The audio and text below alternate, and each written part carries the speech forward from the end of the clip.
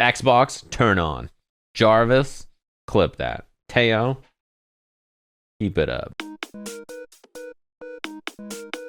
Diaphone clears Nephew in the coaches match. It looks like a civilian fighting Neo from the Matrix. It's like it's unfair. Nice. Okay, it's fine. Cool. He's forking on him. He's forking on him. Oh, that was footsies. That was clean. We get this show on the road, get our day started with some slamming action. Hi, Sajam. What up? They're all What up? kidnapped. Everybody's here. This orientation will be super short and sweet. We're doing the exact same thing today that we did on Wednesday. The only difference is you probably all know that there was 3 points per win on Wednesday.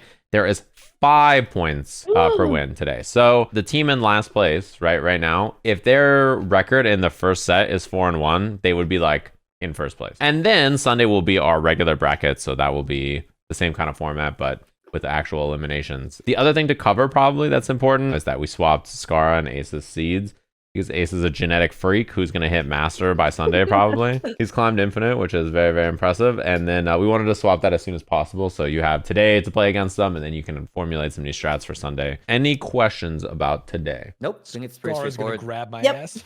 Just don't lose your matches. Just win. If you hit them, they take damage, and you win. So good luck out there. Can I use mods? How about Asking that? for a friend. You know in Tekken you cannot use mods, like you'll get banned. Can you stream Street Fighter mods? I mean, like the costume mods and stuff. Yeah, there famously was a costume mod that someone left on for a tournament that was Naked? Naked? It was a TO. It was a TO, by the way. They were playing a stream match, and someone picked Chun-Li, and they forgot to turn the mod off, and Chun-Li was completely naked. Pepperonis and pastrami, everything, bro. Everything out. So yeah, That's Sean, us, bro. turn on your naked JP mod if you want, but just Yes, I'm not sir. gonna show it on my stream. All right, good luck out there, gamers. GG's. GG. Thank you. Bye bye. Bye-bye.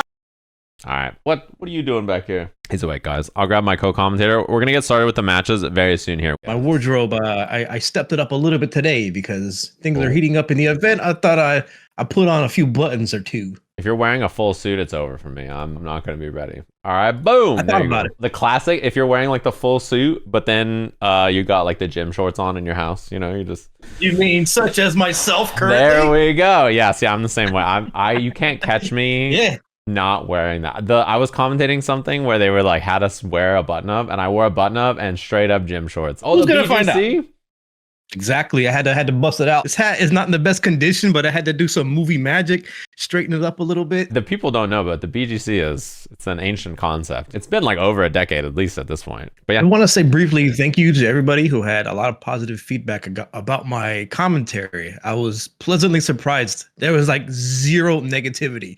Like usually you get 20 good comments and that one person has a dastardly thing to say and you're like, rats, I did a terrible job. it was me. Nobody had a problem. Everyone was saying great things. So I really appreciate y'all. I'm gonna be in like the audience with the boo, like the Rush Hour single boo in the background. Yes. I think we're about to have a great time with this second round robin worth more points. I worked with 3 players yesterday. So I assume there's a lot of work going down for today's events. Oh yeah, everybody seems pretty prepped, I think, and ready. You get a taste of the action. I think it makes everybody like, I'm like ready to go. And I think that feeling of like, I'm ready to pounce now that I've had some taste of the action. I want to get back in there and scrap is like basically how everybody feels, and they all just want to throw hands. And everybody shows up and they're like, yo, coach, we got to go over this ASAP. What I tend to do is find the matchup that is the most swayable and ensure that becomes a W, especially if it's a matchup on the team that could result in a 3-2 rather than a 4-1. But FDX and Jake and Bake were like, I want the person that pushed my face in. My face was on their hand blinking. I want revenge. I think I might be a little bit biased with Jake and Bake because I put him through the Cat Link boot camp, and I want to see how it results today. I think, yeah, I also worked with B a little bit and Box, and I think like all of them kind of know like what's attainable. Box wanted prep work for all 3 of the matchups that he lost. And Fee wanted like bigger picture help, I think, with some of his problems, right? I think basically everybody is feeling like that kind of way. Like, how do I make these improvements that are like simple fixes that will go a long way? And you can do it now And then if it doesn't work or you have to adjust again, you have time until Sunday, you know. When you see them start to put the pieces together themselves, man, I was RL9 goosebumps last night. I was up with Jake and Bake till like 3:30 in the morning, and I was basically showing him how powerful it is to take the throw, and he was figuring out why by himself. It's like, oh, I get why this is so good because I was showing Fee how bad jabs are as an offensive tool in the sense that, you know, you think about jabs as like, they're usually plus and they usually give you lots of like room to wiggle, but in this game they're very disrespectful without some kind of bar. And like there's just so many concepts like that I think are lost on people, like the 3 light rule of like most characters after 3 lights have to like overextend or spend something to do more pressure after. A lot of them are like that. Things like that are like so foreign and I think are big concepts that you can figure out and kind of like route game plans around with a little bit of work. All skill levels, the difference between being absolute close range, still within throw range, and then a little bit beyond that is where things get really foggy and a lot of scrambles happen. Defense is hard. It's so much easier to teach someone like a strong offensive sequence versus like how to defend many different things, because the defense takes like such precise knowledge. That's why like a lot of the coaches are very smart, I think, in teaching simple like strategies of like, if you're on defense, like we're gonna work drive reversal. Drive reversal is gonna be great. This is your like, I'm scared, I don't know what to do, panic option, you know, like you're gonna do this. Like they teach them a couple of strong things and then they tell them, hey, when they're doing this, this will work. If they're doing this, this will work. You just give them some broad ideas to get them out of scrambly situations. That kind of stuff goes a long way. The old school boomer footsies, they're absolutely there. They can carry you up until a certain point, and then they kind of hold you back. Unless you're a punk. I would agree with that, but also add, he knows how to go crazy too. He knows the right spots. He has like a very smart like understanding of like how to find those gaps and just like be like, yeah, it's challenge time. Like this is my time to take some space. And like one of my favorite tweets about fighting games ever was the Jimmy J Chan tweet where he said like people use the term mashing or like a bar as like a very derogatory term, right? But it's actually one of the most important skills for a high level player to understand about the game. Like mashing well on defense is like the most important thing that separates high level players from other players, right? So that understanding is like super important, and if you don't have that, it's brutal. We lost your camera. Are you gone into the shadow realm? I will pull up the gameplay. I have returned. Oh, he has returned. Okay, this is JB versus Team Nephew, correct? I believe this is our first match. I think we're ready to go. I'm ready to spectate. Gumi has been a little busy, and I know she hasn't played as much, especially like at the start of the week, and I think she's gotten way more practice in now. But her record was 2-3, and she was the closest to beating Shimimi. I felt like Gumi would be the player to, you know, the gimmicks, and then you should be fine, and you can focus on these other matchups. But if she's showing that she's starting to show signs of improvement, then it creates a problem for the players. They got to learn that matchup even further, on top of learning the other matchups that they are having trouble with.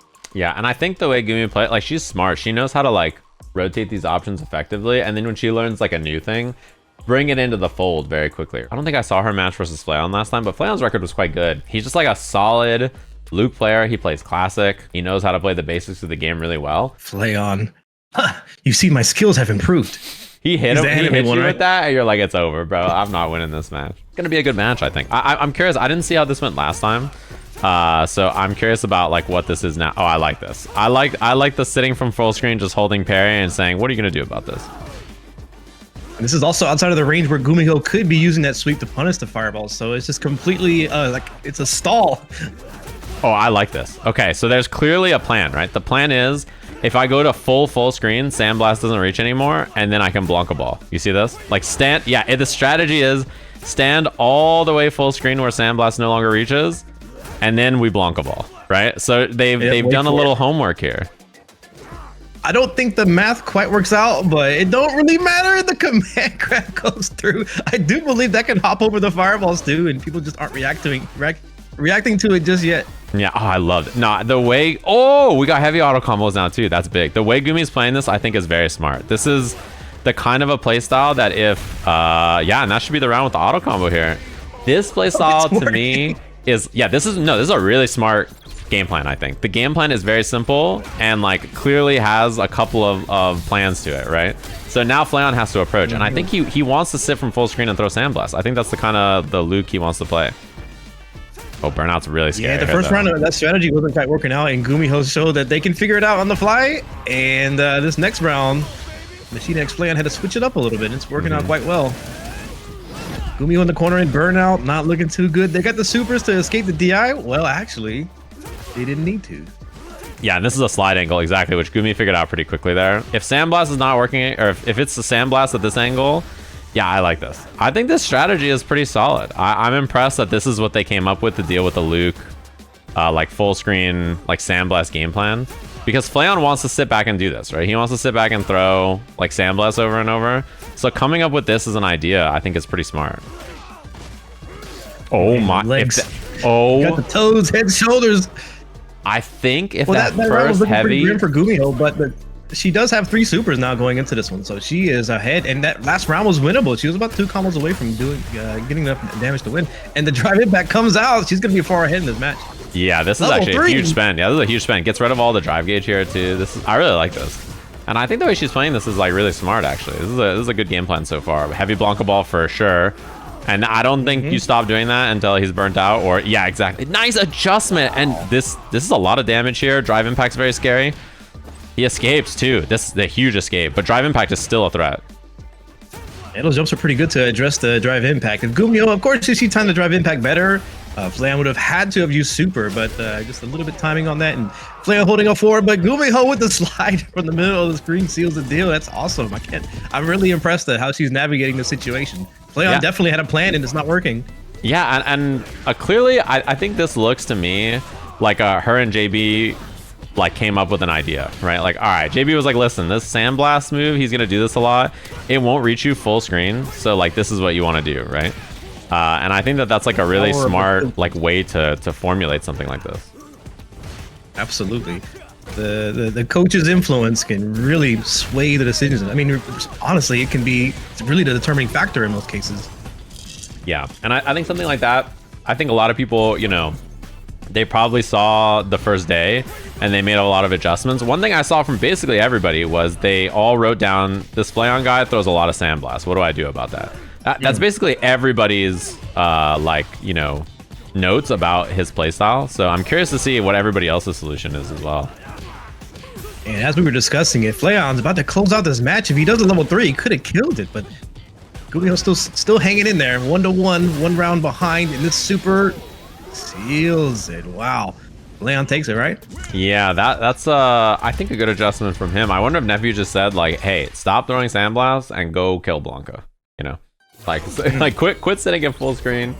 Like go play the video game against Blanca, and don't wait and deal with what he's doing, because it's too hard to deal with Blanca when he's like approaching in that way. Instead, you go be the approach, right? I think that's a smart way to do it.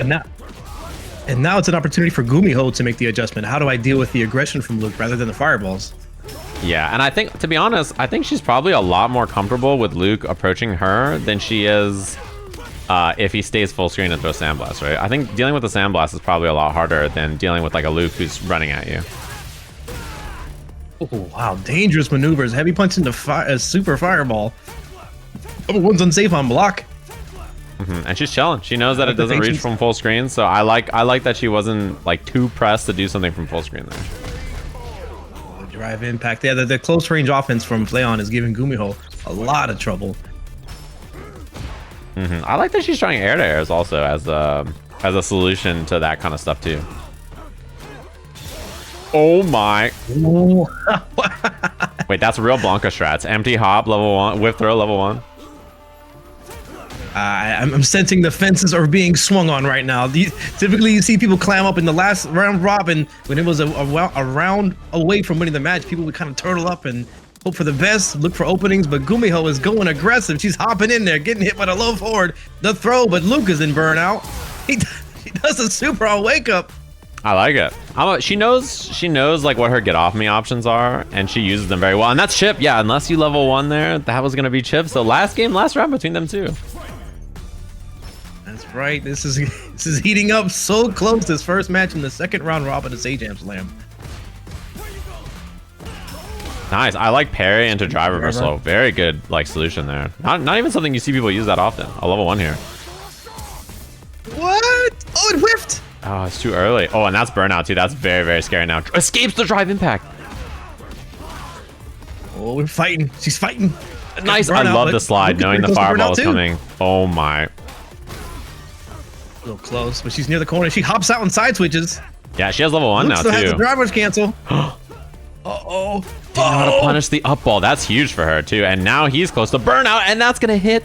One more for Gumi. She tried to do a heavy ball there and didn't get it. She got the forward heavy punch. Slide. Level 1's gonna whiff. Oh my. Crazy. Oh my. Next hit could do it for both players. Is she gonna jump slide again? Is it gonna be the heavy ball? Nice. God, I was biting my nails. Oh my goodness. Oh my goodness. Oh my goodness. Gumi adopted. Very nice. Yeah, very, very good. Everyone's getting so much better. I love it. Oh my god. That was such a close match. I wonder what their score was the first day. I'm guessing Flayon won in the first day. That was really close. To go from getting 2-0'd to like final hits, a pixel on each like that is like, I'm sure for Flayon, right? If he won that 2-0, he probably wasn't going to think about that matchup too much. He probably was like, okay, let's focus on some other matchups.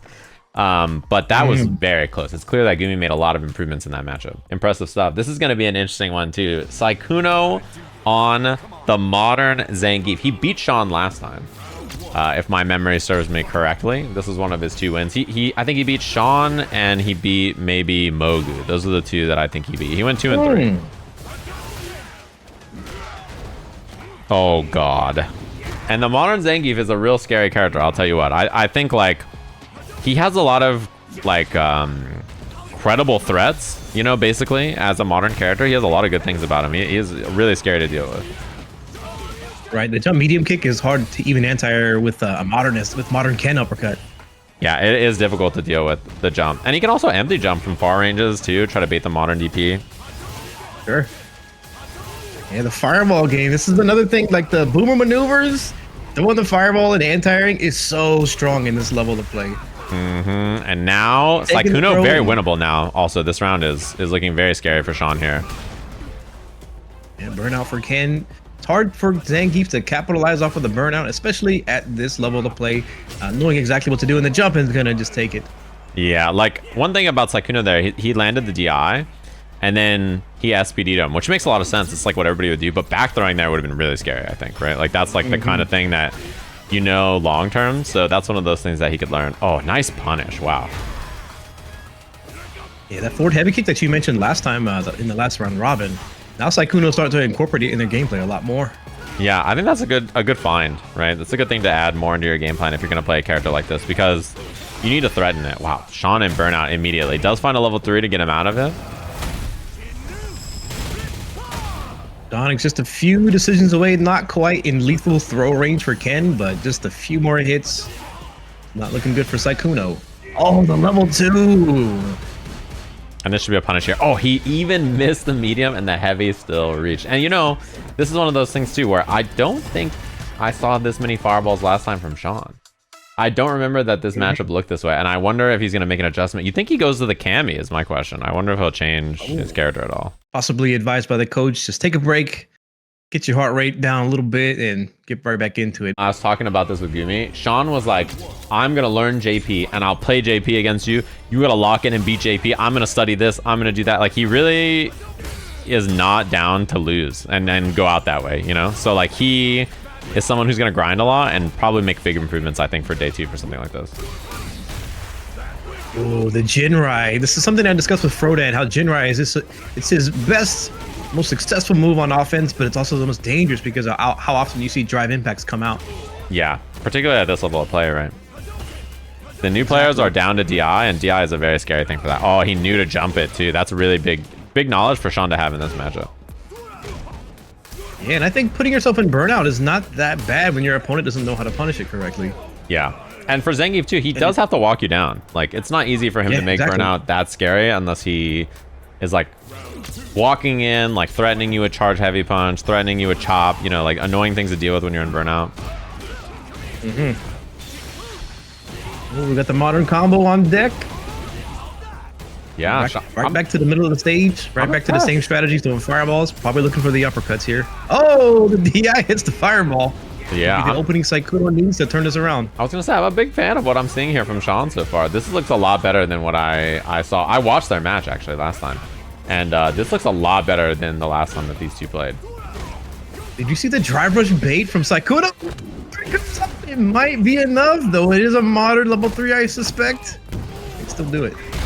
Yeah, that is a ton of damage. And if I remember, last time these two played, I think Sean got 2-0'd. So this is like already looking like he's gonna maybe clean this up here with his own 2-0. So. Yeah, these first 2 matches, we're seeing drastic improvements from all the players. Oh my. Oh.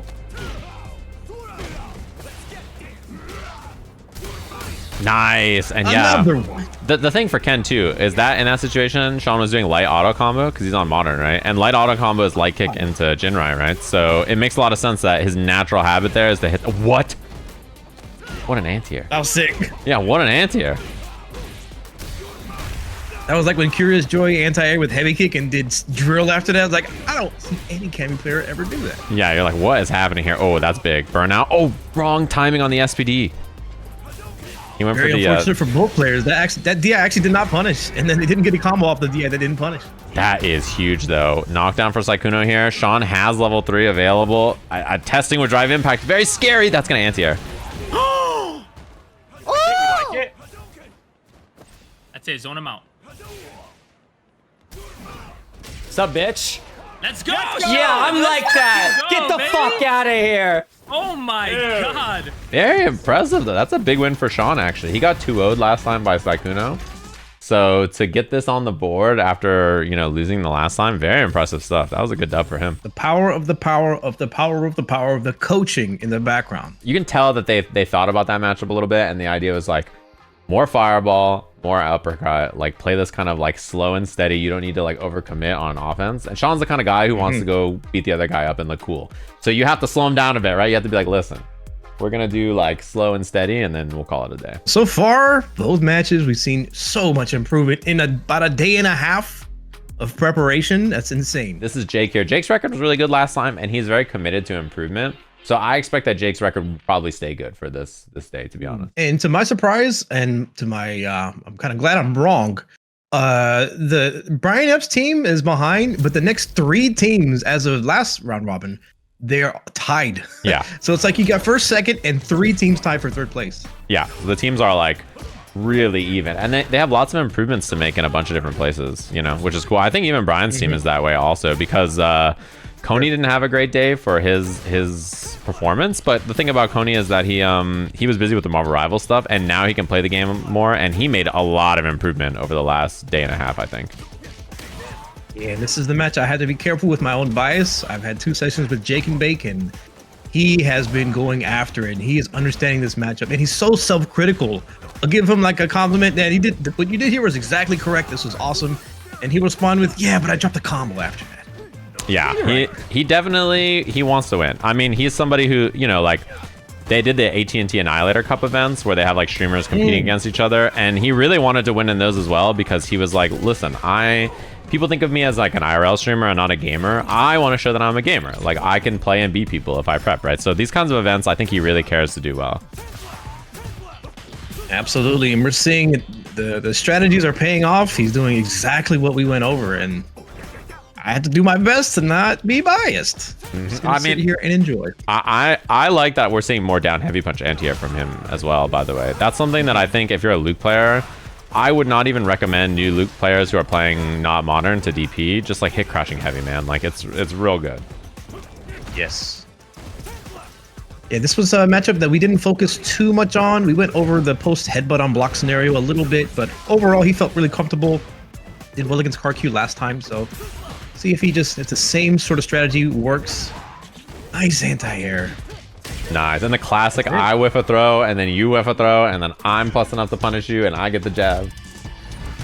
He's got to be pretty happy about that 2 jab into the light knuckle, because he's been struggling with doing 3, and sometimes it's not in range. So learning how to just do 2, get right into it, that's really going to help him out here. Yeah, no anti-air headbutts. That's something that I think that Karki's actually pretty good at normally. Nice. Okay, I like a little RPS representing something a little spooky. And this is a matchup you can't really, we talked about being a little belligerent with Honda, like headbutts and butt slams. I think this is a matchup that it's actually not that easy to do that in. So, especially with Jake and Big strategy, we worked on using your drive gauge aggressively, but also taking your time in neutral to recover that drive gauge. You can see that whenever he spends meter, he's backing off and makes sure his drive gauge is nice and healthy. Still hasn't caught onto the OD headbutt yet. Yeah, and maybe he doesn't want to give up too much of a turn by respecting it, but yeah, it's one of those things that sometimes you gotta just let him get away with it. If he does successfully bait the OD uppercut and punishes with heavy punch, I might make a noise. Okay. Oh, he didn't get the second perfect knuckle, but good completion on that. Uh-oh. Wow, he ducked, and he got the crouching medium kick again. Nice work from Jake. Yeah, it's interesting that he didn't go for the light knuckle and just went straight for the down medium kick drive rush for more opportunity rather than a combo that may have dropped that he wasn't sure if it would drop or not. Yeah, I like it. I'm a fan of. You can see him back off. He's like, you know, if he doesn't know exactly what he wants to do, he finds like a pretty reasonable choice to just go with instead and then do it, right? Which I think is a good choice. Wow, Karq is pressing after that light knuckle and then the shoulder tackle meaty. He still keeps getting hit by it. And that's something that I did advise Jake. Like, this is directly counterable with something like an OD headbutt. Let's go, baby. Okay. Let's go, baby. Oh my god. Dude, good stuff. Good pressure. Still sloppy though, so sloppy. I need to clean it up, baby. Jake runs away with it, and that was pretty clean.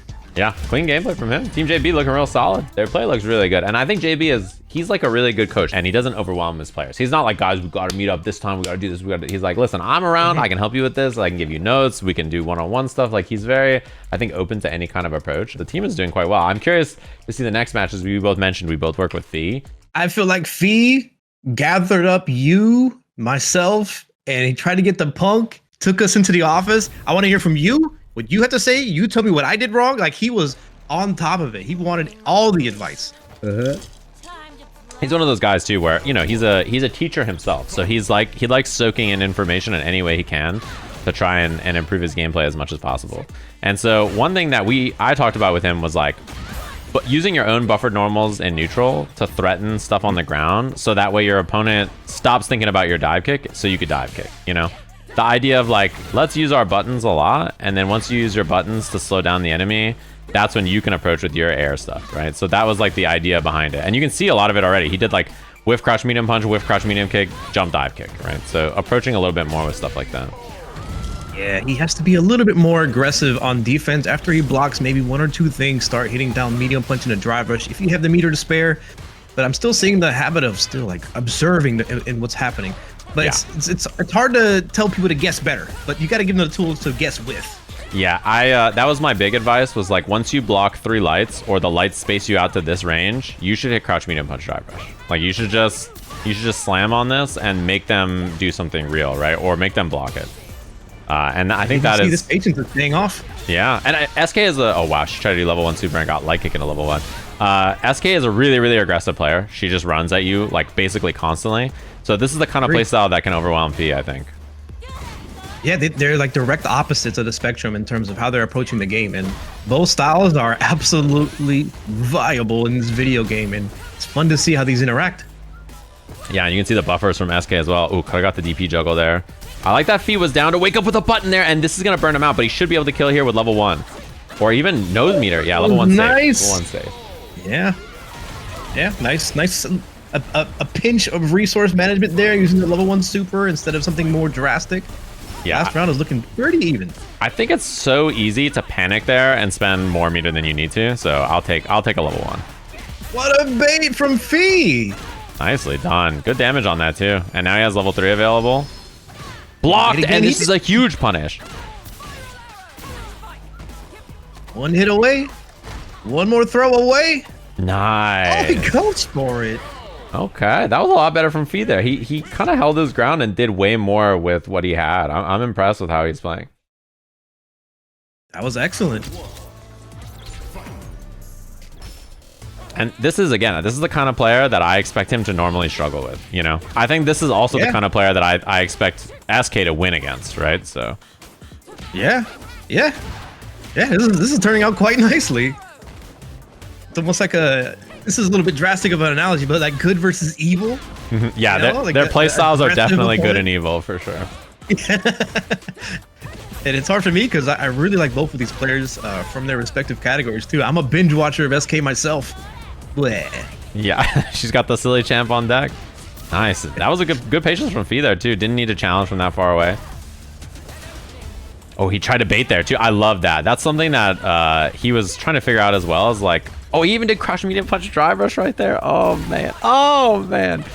Dude, this makes me happy. She's getting locked out. She's just getting locked out. I don't love to see SK lose, but I do love to see FDX just implementing so many ideas and like improving his gameplay so much here. Like I'm very impressed. And it was a good reversal back throw from SK though. At the corner position, but now they lost it. FDX is really short on drive gauge though, so it's going to be a little bit concerning how they're going to. Whoa! Did you see she got the juggle too? Wow, that's cool. Nice. Maybe she did a Nephew poop eating grin. Yeah, that was a cool juggle that she got like completely, I think unintentionally, but worked out. Nice bait. She should be able to kill here if she dumps the bar. How much is necessary? Spends a level 1. You do get the charge here from the Fuha, but not bad enough. Burnout. This could create an opportunity for FDX to close out this match.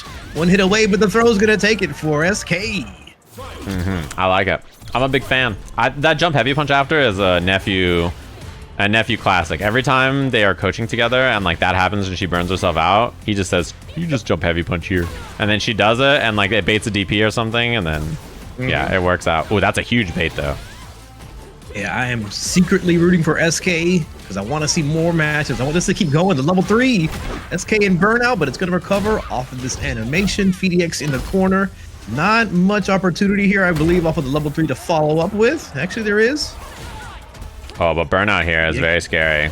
Oh, nice air to air. I love the challenges we're seeing on Wake Up from Fee, by the way. I like how consistently he's down to press because she's been baiting his Wake Ups quite a bit. Looking like a tight match. 1-to-1. 1-to-1. Prevail, lawful or chaos. Lawful order or chaos.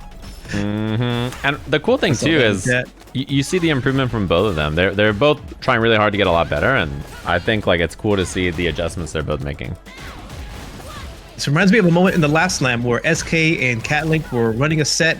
And it was like towards after like they played about 20 games, and SK is like, I want to play you forever. Let's keep going. It was so charming and heartwarming.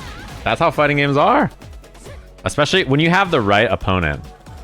They're like the genre that is the easiest to play for forever. Oh, and finally the bait. I love how SK was pressing there. She did lots of throw loops, then baited something earlier, didn't get it, and then baits again there. The patience on offense is very important. A lot of stock goes into that uppercut for FDX. Was that a confident uppercut or was that a desperate uppercut? It really determines the pace of the rest of this match and if SK is going to run away with it or not. And like I think if you're Fee at this point too, like this corner game has been such a problem. And yeah, he gives up space on the fireball because he's not quite sure what to do. That's something that spin knuckling through those is something that he's really got to find in his arsenal, I think. Oh, that's big though. Yeah, I didn't like this for Fee, but the burnout's going to create massive opportunity for FDX. He's looking for possibly to bait the level 3. Yeah, he's the problem. Now he just hits away. He's respecting a lot here. This is a big hit. And the low 4 driver comes out the level 3. He can freeze the burnout and recover some gauge for FDX. It's still winnable. He can do drive rush, crouch, medium punch, drive impact. But obviously the level 3 from her is very scary here. Uppercut. Oh. Nice. Okay. Let's go. Let's go. We're so back. Let's go. I got you, little bro. I got you. Thank you. Thank you. That was the moment where he needed to find that EX uppercut to get the job done. But that does send us to our final match, JB versus Nephew, between coaches, to see who's going to be our winner overall in points here, because these two teams are tied. That anti-air for Fee, he's going to feel that in the morning. That's a tough loss. But SK, really happy for her. That was awesome. Awesome. I think FDX, though, played a lot better. What I just saw from him was like some of the best play that I think I've seen from FDX so far. Yeah, so much improvement from everybody, all matches so far. And we got the Titans, JB. These are the two coaches, by the way, that were best records from the first day of the slam, obviously, right? So 4-1 for each of them. JB's only loss was Nephew, right? So important to remember that. And We'll have to see if he gets the run back here. Ooh, Nephew finding the gaps. The walk-up throw gets beat by the down medium kick drive rush. Back to the middle of the screen. Plus frames. Little whirlwind shot at the end right there. And I love that he just walked it back. He just did not overextend. He walked it back. You can feel that because Nephew's drive gauge is so low, he felt the need to press a bit there. Because he knows otherwise he's probably going to run out and get burnt out or something. So I like the approach there from JB. Very smart. Yeah, and I like the approach of JB using Rashid's terrible anti-air as Nephew jumped at him. I can't believe that worked. Yeah, Rashid player, I swear. Oh, no level 2 right there. I'm actually kind of surprised. This is big. I'm curious what Nephew spends. No level 2 or anything. Oh, this should be the kill here. Double drive rush, level 1 at the worst. Maybe even no bar kill. Nice. Gonna do it. Jury is such a slept-on character. I mean, she won Capcom Cup the first year, and she's always been good since then. Just not talked about enough. Yeah, she's very solid. I think she has some matchups that are a little tough for a tournament, but what's it called? I think she's very capable of winning. She's one of those characters where she has bad matchups, but when she gets in and puts a fireball on you and does her offense, like she can beat any character in the game. Wow, caught the Arabian Sky High there to beat the throw. Oh, Yeah, JB's drive very gauge. dominant for Nephew in this last round. The drive gauge is a pretty low burnout for JB. He's got the supers on deck, but it never feels good to use them, and he even just gets hit. Yeah, and that particular spot too, the timing on DI, excuse me, the timing on DI was really hard to deal with. It wasn't off of a cancel or anything. You had to just be raw buffering if you're JB, and that's really hard to do after like block, jab, wait, DI, like from that close, you know? Yeah, and at the lower levels, it feels pretty good to just jump over them. It's like, no big deal. They DI, I jump over it and punish it. But when you have anti-airs that are in the 2200 MR, jumping is so dangerous. You can lose the match for that too. So you just have to anticipate and react. Yeah. Nice little 6-frame crouch medium punch interrupt there from Nephew in neutral. Love it.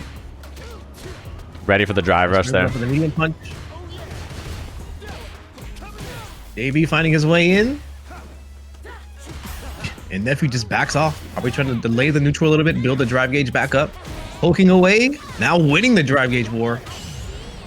Oh, what a perfect parry into the DI. They probably have an air combo. Of course they do. Dude, I love that JB went airborne to try to make that worse for Nephew. And Nephew just said, oh, cool. Now I get side swap, jump, medium punch, dive kick. Yep. Color me not surprised. After what we saw with that perfect parry on Kimberly, the double hits, the dash under. Remember that sequence?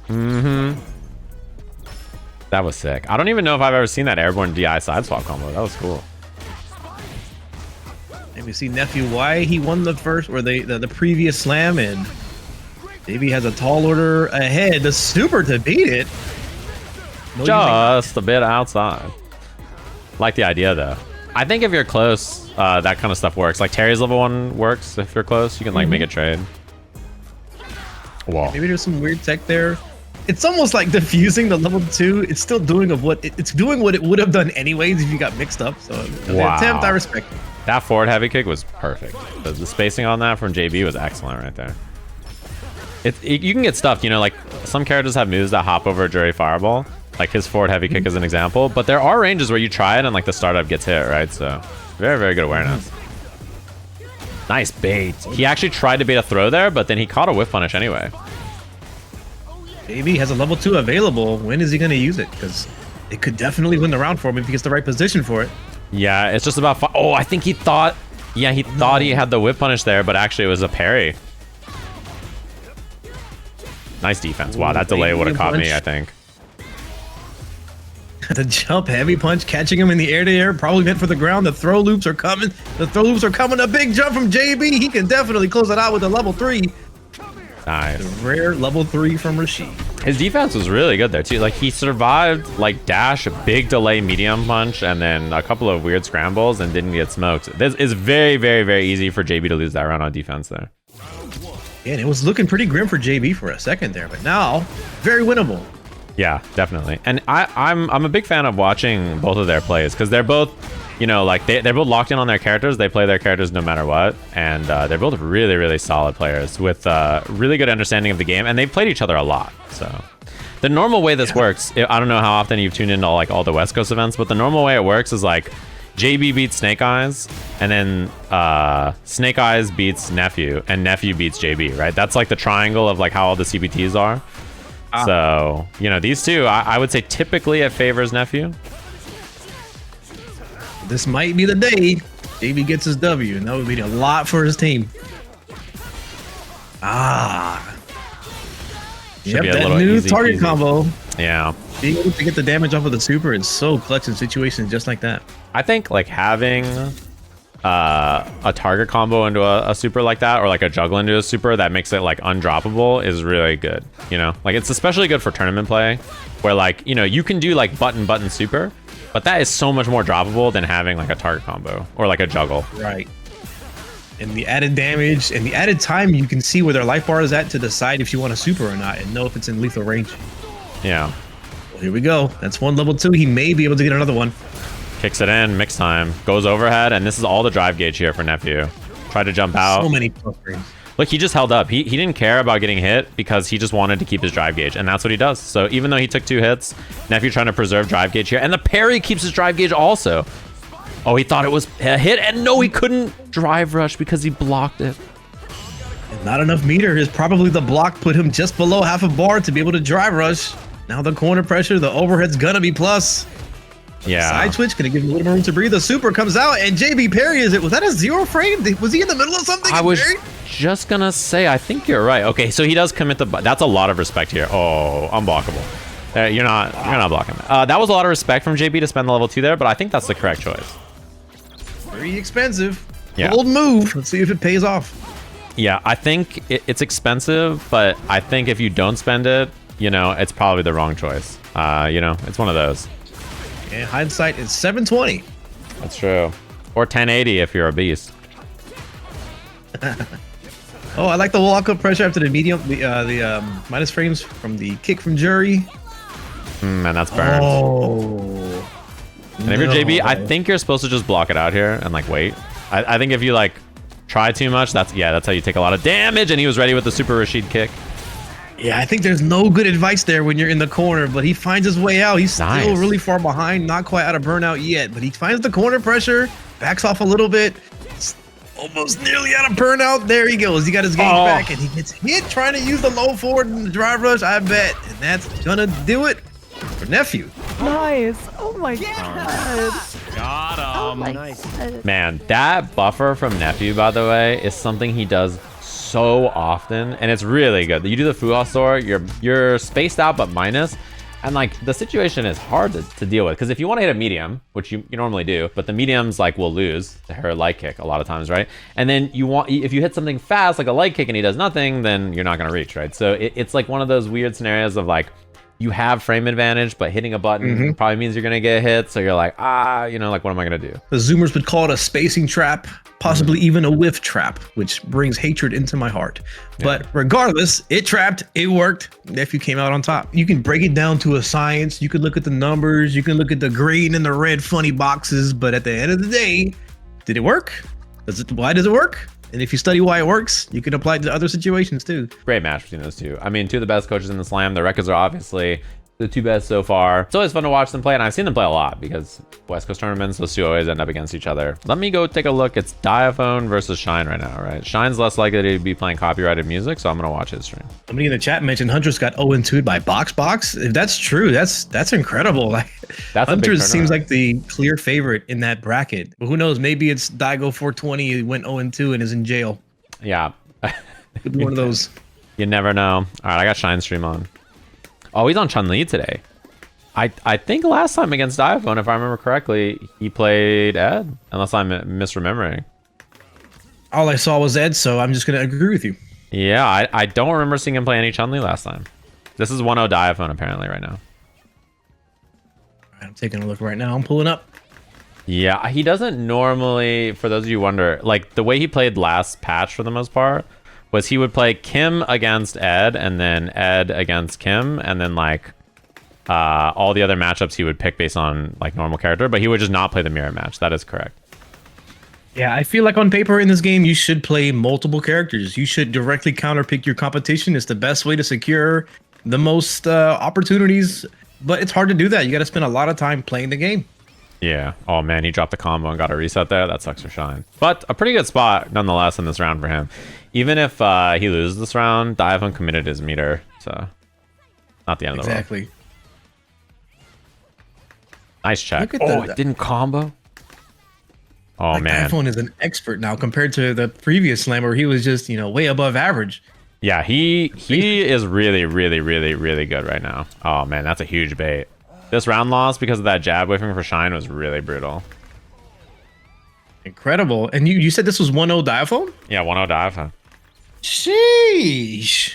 Yeah, I mean, Diaphone's record in the coaches match last round robin was plus. So, I think he is way, way, way, way more locked in on Street Fighter right now than he was the last time the slam was happening. I think he was playing more Grand Blue. Like, he had not been grinding Street Fighter as serious. He's definitely playing a lot more right now. Because I think he felt if he played better last time, Yeah. Much better fit this character is for Diaphone, I think. Oh, yeah. It's not quite over yet, though, for Shine. Still very much in his grasp. And that level 2, maybe the next thing will put him in lethal throw range. Not quite. Still has to make at least 2 decisions unless it's a clean hit. Oh! That was clean. Yeah, that was real clean. I like that a lot. I'm a big fan. Oh, I can also add the overlay over here. I didn't even think about it, but I can grab that. I like that setup. That was a cute little setup, though. One. Oh, the run stop getting perfect parried. Goes for the cheeky reset. Both players kind of ducking and dodging, moving and smoothing and grooving. Diaphone got the corner and the kicks hit. Yeah, this spot is and the overhead. I think Shine was maybe looking for like empty low or empty throw or something there. Nice round. This is a point round for Diaphone. Yeah, he's looking really solid here. I think he beat Shine last time too, if I remember right.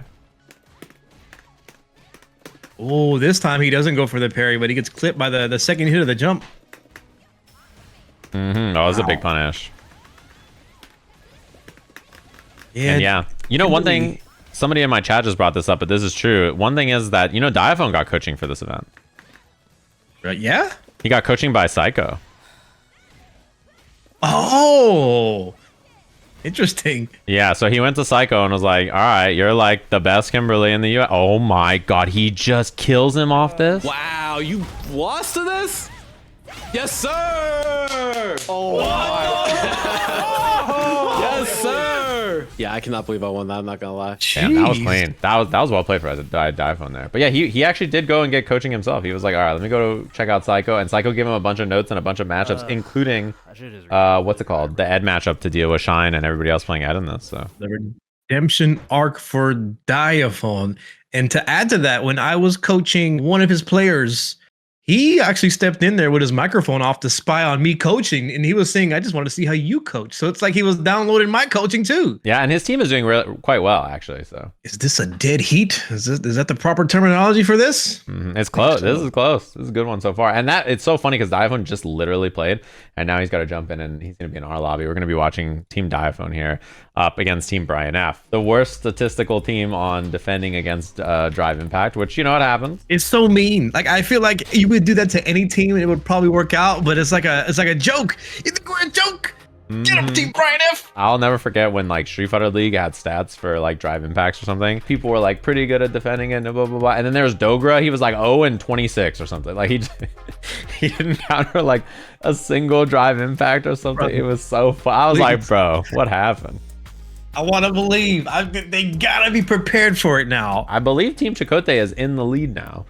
Overall in points, and I think it's pretty close. Like Team Nephew and Team Diaphone I think are pretty close still, and Team Shine now is pretty similar in points to them because of that. So that's actually like a pretty large swing already. And also there's a lot of goodies happening in case you guys are curious. We're waiting for our match to begin, but you guys know that Capcom Cup is coming up, and it's going to be the same month as our event over in Japan, which should be a good time. I hope a lot of our players check it out. If you missed it already and you haven't seen our poster for our event, it's going to be March as well. I'm curious who you guys in chat are believing in. I'm so sorry to Haitani for doing this to you. My bad. That is a Third Strike legend. How dare you? One of the goats. I have a boomer story about Haitani. I can briefly maybe do. I don't think we have time. Maybe later. Oh, I think our match has actually started. You are ready. The professional commentary energy to fill while we wait. Thank you. let me side swap real quick. Bricky on the Chun-Li. Froden on the Ken, and Froden hit plat today. He did a lot of grinding actually, so that was like I think his goal for today was to like climb up to platinum to like try to match the ranks of most of the other people in this tier. So I like that a lot. Yeah, me and Froden had a dad get together. I mentioned in the coaching chat that from the time of 8 to 10, I had to be like family man duties, but I snuck in like a quick 30-minute session with him before we had dinner. That's what you got to do. He's got a newborn actually. I think his kid is pretty young, is my memory. Yeah, I did a little bit of research because I remember the name Frodan and Hearthstone, and then I looked at a video that was why did Frodan quit Hearthstone, and then it got kind of weird, and I felt like I was spying on somebody. I was like, this is none of my business. I'm just gonna coach him. That's how it works. He's been around for forever. He did StarCraft, he did Hearthstone, he's done TFT for a long time. He does basically everything. So I think Ricky stepped it up too. I believe he was in like silver last I checked. Yeah, I think you might be right. Oh god. Nice use of the Dragon Lash. I feel like Frodan's getting much more comfortable with navigating the neutral. The patience is paying off. If it's a player that I coach, you're going to see them have more patience, and they're going to start throwing in the boom maneuvers. They're going to throw fireballs and uppercut, take the throw and uppercut the driver. So this is what I explained to Jake and Bake Frodan, and it's such a strong strategy at this level when people don't know how to capitalize and optimize off of their knockdowns. So just my takeaway is if you lose from getting thrown 10, 11 times, you're doing it right. Yeah, I think that's like a much more reliable way to defend. And like what I like that we saw right there from Frodan as well is, oh nice, wow. He spent so much time just doing Jinrais over and over. Oh, he even knows the juggle after. Wow. Sweet. Yeah, this is also the emphasis I give to Frodan is exactly that. The low in the Jinrai is his biggest strength and his most exploitable weakness. And I try to encourage him to use no down medium kick, maybe a down medium punch, wait for the drive impact. So I hope and suspect we'll begin seeing that. Yeah, and it's one of those things where like every Ken player is going to be doing it, particularly at a new level. So I think we'll see it more and more, and people will adjust to it a bit for that reason. He did it just now. He did down medium kick into nothing just to see what would happen. Not quite the placement for it, but the brain is there. It's the idea, right? He's like, he knows that he wants to be careful about how he represents it, and like that DI is going to be a threat. And I like that he, oh my god, he even did first hit DI there, or first hit Jinrai and nothing. Wow. I don't think he ever intends to do the Dragon Lash after down medium kick. Yeah, it's probably an accident while he's trying to buffer. Oh, breaks the armor. Good enough. Hard to use the dry rush in neutral with the heavy punch. Oh, We get the punish. 3 lights, we'll take it. oh, that was. I feel like that was a super. I feel like that was a super, maybe. Oh my god, wake up, Hazanchu. I wonder if he's trying to super, because like that's what my assumption is. I cannot believe he blocked that. And you enter the casino, scramble and gamble, mashing and dashing, we pressing and guessing. You gotta do it. You gotta get in there and scrap. Yeah, you see far less Jinrais now, even though you win the match, but you still make the adjustments. Yeah, it's important, I think, to recognize what you have to be doing differently, whether it's, you know, something in this particular match or just overall getting the habits out of your hands if you're doing something you're not supposed to do. Absolutely. And you can see Bricky starting to work the neutral a little bit more. Sweeps isn't really the best thing, though Chun-Li, if you were going to hit a sweep button, it might be hers. Yeah, and one thing, I just checked the results from the other round. Frodan beat Shumimi. That was her first loss in this group, so very impressive stuff. Team Diaphone looking a lot sharper today. I'm going to take full credit in my heart, but good stuff, Frodan. There you go. Get him. Oh, big wake up there. Nice. I like that a lot. Teaching that kind of an idea too, the drive rush throw on offense, is so important. I think like the basic of idea of like knockdown drive rush throw is very good and will get you very far, and is, you know, until the other opponent starts to like deal with it well, is essentially free damage, you know. I liked how Bricky was slowing down the neutral, a cautious approach, and now Frodan is matching that cautiousness with his own, throwing fireballs right back at him. This round might take a second or two to really complete at this pace. Now we see the close range mix-ups from Frodan almost getting the corner position. Nice. And we see that again. This time doesn't go for the drive rush, just walks up, jab, jab, jab, which I think that's a good response too. Did he check the drive rush? I think he might be anticipating it and throwing it out there, but Whoa. that's a good defense and maybe even recognition that Frodan is getting in with that drive rush. Yeah, I love it. He even reacted to try to whip punish a parry there. Like he whipped parry and he reacted to it with forward medium punch, like from Chun-Li. So it's like clear that he was, response was, I'm looking for something, I'm gonna do this, right? Like he kind of has that reactionary style in his hands. Everybody pulling their weight in the slam. Everybody's making drastic improvements, and there's the dangerous Jinrai losing to the drive impact. Oh, but a big drop combo. No punish though. That's a weird super to punish, especially if you're new and you back rolled away and you don't want to like run into it and die on accident. Exactly. It's probably better to not attempt what you don't know how to punish and then end up getting hit by it. And jab, jab, jab confirmed. He's been very consistent about that so far too. He hasn't really dropped any of them. He's been pretty consistent about like finding jab, jab, jab and then making it count. Oh, burnt. Very scary now. And there's the throw. Chip is very scary now too. Nice. Ooh, I like counter hit. Yes, sir. That's good. That's good. All right. Damn, Bricky definitely There's a improved lock though. most of this time, though. Yeah. Maybe Bricky tried to do a reversal, which would have actually won if they did a level 3 there. I think they're in range to lose to it. But the execution sometimes is tough. Tough to block something and buffer the super fast enough. That was But quite very close. impressive from both players. Yeah, that was quite close, those games, especially considering that Frodan beat the #1 seed right before this. So the match right after being this close means, like, you know, I think the competition's getting a little denser here in the middle. I'm very curious about this next match. Skara versus Stan. So Stan's obviously had to play Asa last time. Now he's fighting Skara, and I think the way Stan's is playing, he's going to overwhelm a lot of the players, right? They're really struggling to deal with like the way he's approaching. And I think with a little bit more practice, he has a lot to gain for sure. I believe we didn't have a Marissa last slam. Correct me if I'm wrong, but the Skara who was in the previous slam probably has very little experience versus this character. Yeah, she's not a really common character in general either. And I think she's quite hard to deal with if you don't have like particular knowledge of her. Even like if you do know what she does, you fight her so infrequently that you have to like be like, what am I doing here again?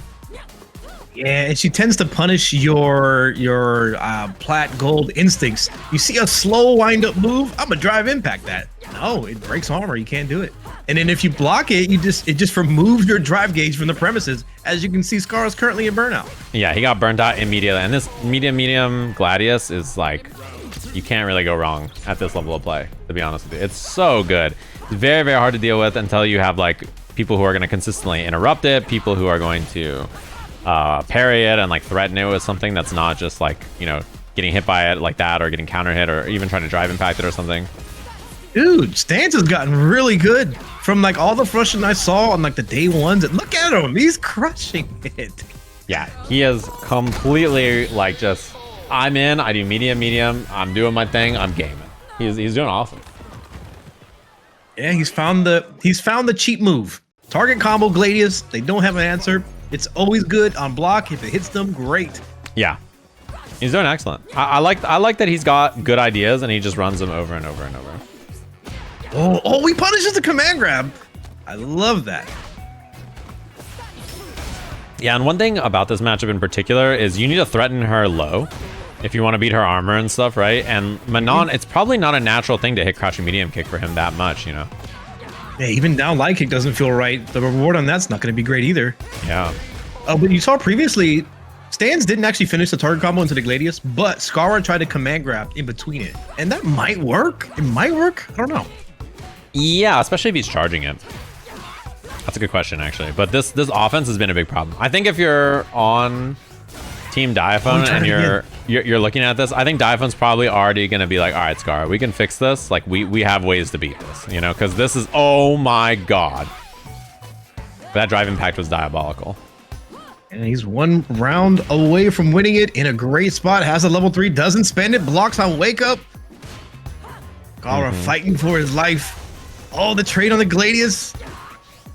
Nice. Two-man punch and the charge punch comes out. That's it. Let's go. See, I told you. Don't be You were so right. You were so Let's go, right. Stans. Gladius. Yeah. You finally unlocked it. Yeah, you're the bully, dude. You gotta understand. Gotta find an answer for that. And unfortunately for Skara, because he was switched in positions, he doesn't have experience against stands. This is his first meetup. It's both good and bad, right? So I think Team Diaphone probably gets stronger for their seed swap, right? Asa being in the higher seed, Scar being in the lower seed. They probably overall get better as a team, but they are behind on prep. So it's one of those things where today is going to be a lot of data where they can take it into Sunday and try to get that improvement. Whereas, you know, we saw it here, like in the last one, the match before this, Asa actually had his first loss. He's going to be up against Coney now. And this is a player where I feel like he might get overwhelmed or frustrated, perhaps dealing with modern Luke. Yeah, we'll see how this works out. Will it be the Coney cash out or the Coney crash out? Tune in to find out next. That's what you got to know. I saw his name is 5 Big Booms now. He's a new man. He's changed it. He's no longer the Coney cash out on paper. But I'm excited to see this because I think he's improved a lot since the last time I saw him play. But Asa has as well. Look at Asa's rank. He's Diamond 4. He's gonna be Master by Sunday, I think. I'm pretty sure this guy, who's literally never played Street Fighter before the Slam, and in 2 weeks is now Diamond 4, working on Diamond 5. He's 1,000 LP away. Yeah. What a gamer! That's ridiculous. Yeah. He climbed Infinite, basically just doing like good things and then being like this. One thing that I know he has a problem with, because he talked about it, was he's really bad at punishing things without using light.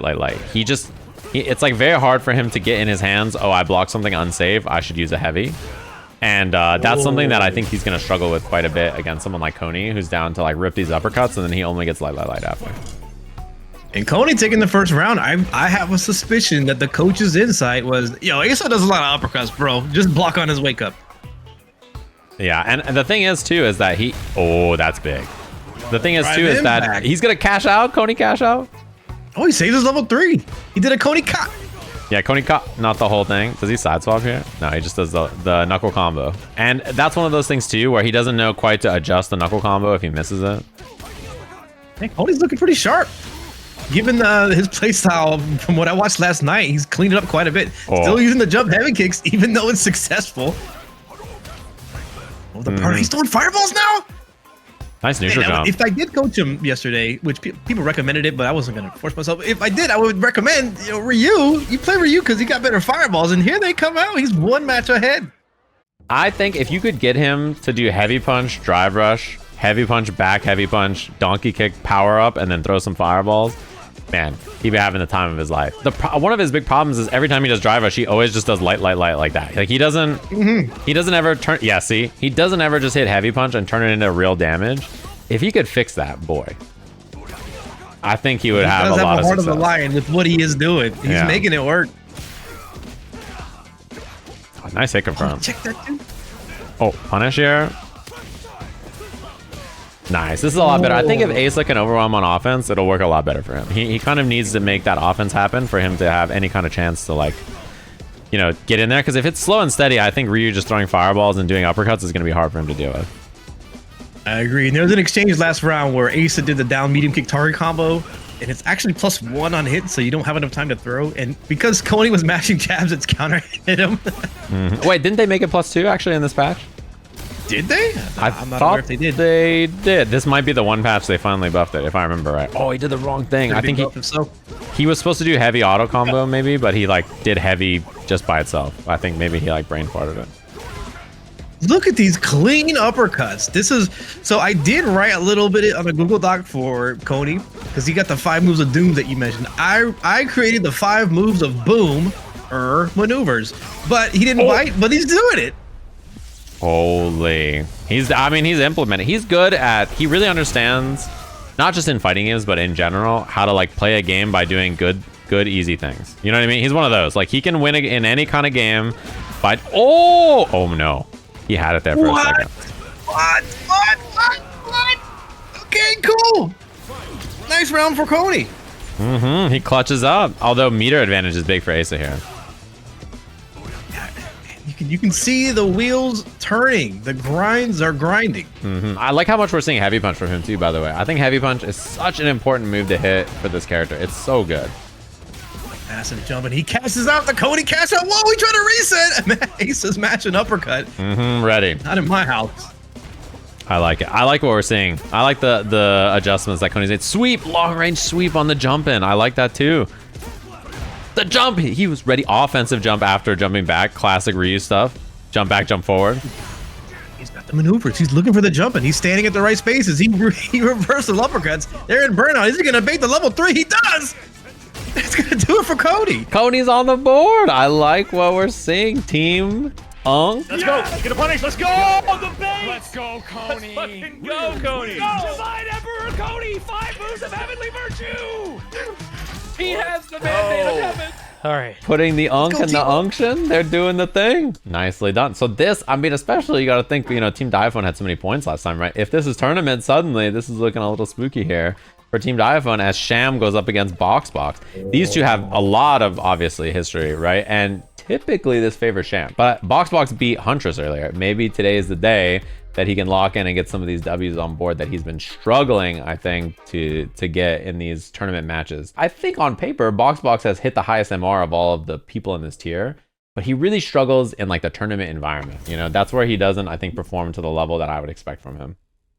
Yeah, you could, in that event with Yipes and Beckman and Justin Wong, you could visually see how nervous he was playing in a live event. I imagine it's just the same. We got the Coney Kappa Pasta in the chat. His 3 jabs of heavenly virtue. I mean, they worked out. That dude's an entertainer, but now he's winning and entertaining. Yeah, that's the thing about him that's so funny is that Coney is really, really funny of a gamer, but he also he does win. Like, I mean, his team just won the Twitch Rivals, Marvel Rivals thing. You know, his team has won a slam. Like his results in the slam have been second, first, and then now he's here. So bringing that energy, but so is Box.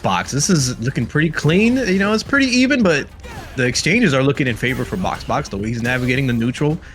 Oh, but the drive gauge is pretty low. Let's see if Bald Icon can capitalize on that in the corner position. Wow. And the drive impact was not fast enough on the forward medium kick. I actually really liked the idea. Oh, he could level 1. Nice. That optimization was really good. I actually thought level 2 spend was going to be the correct one, so that was really good. I'm actually shocked too because I feel like that DI from Box was actually quite a good read, and I thought he was going to be right.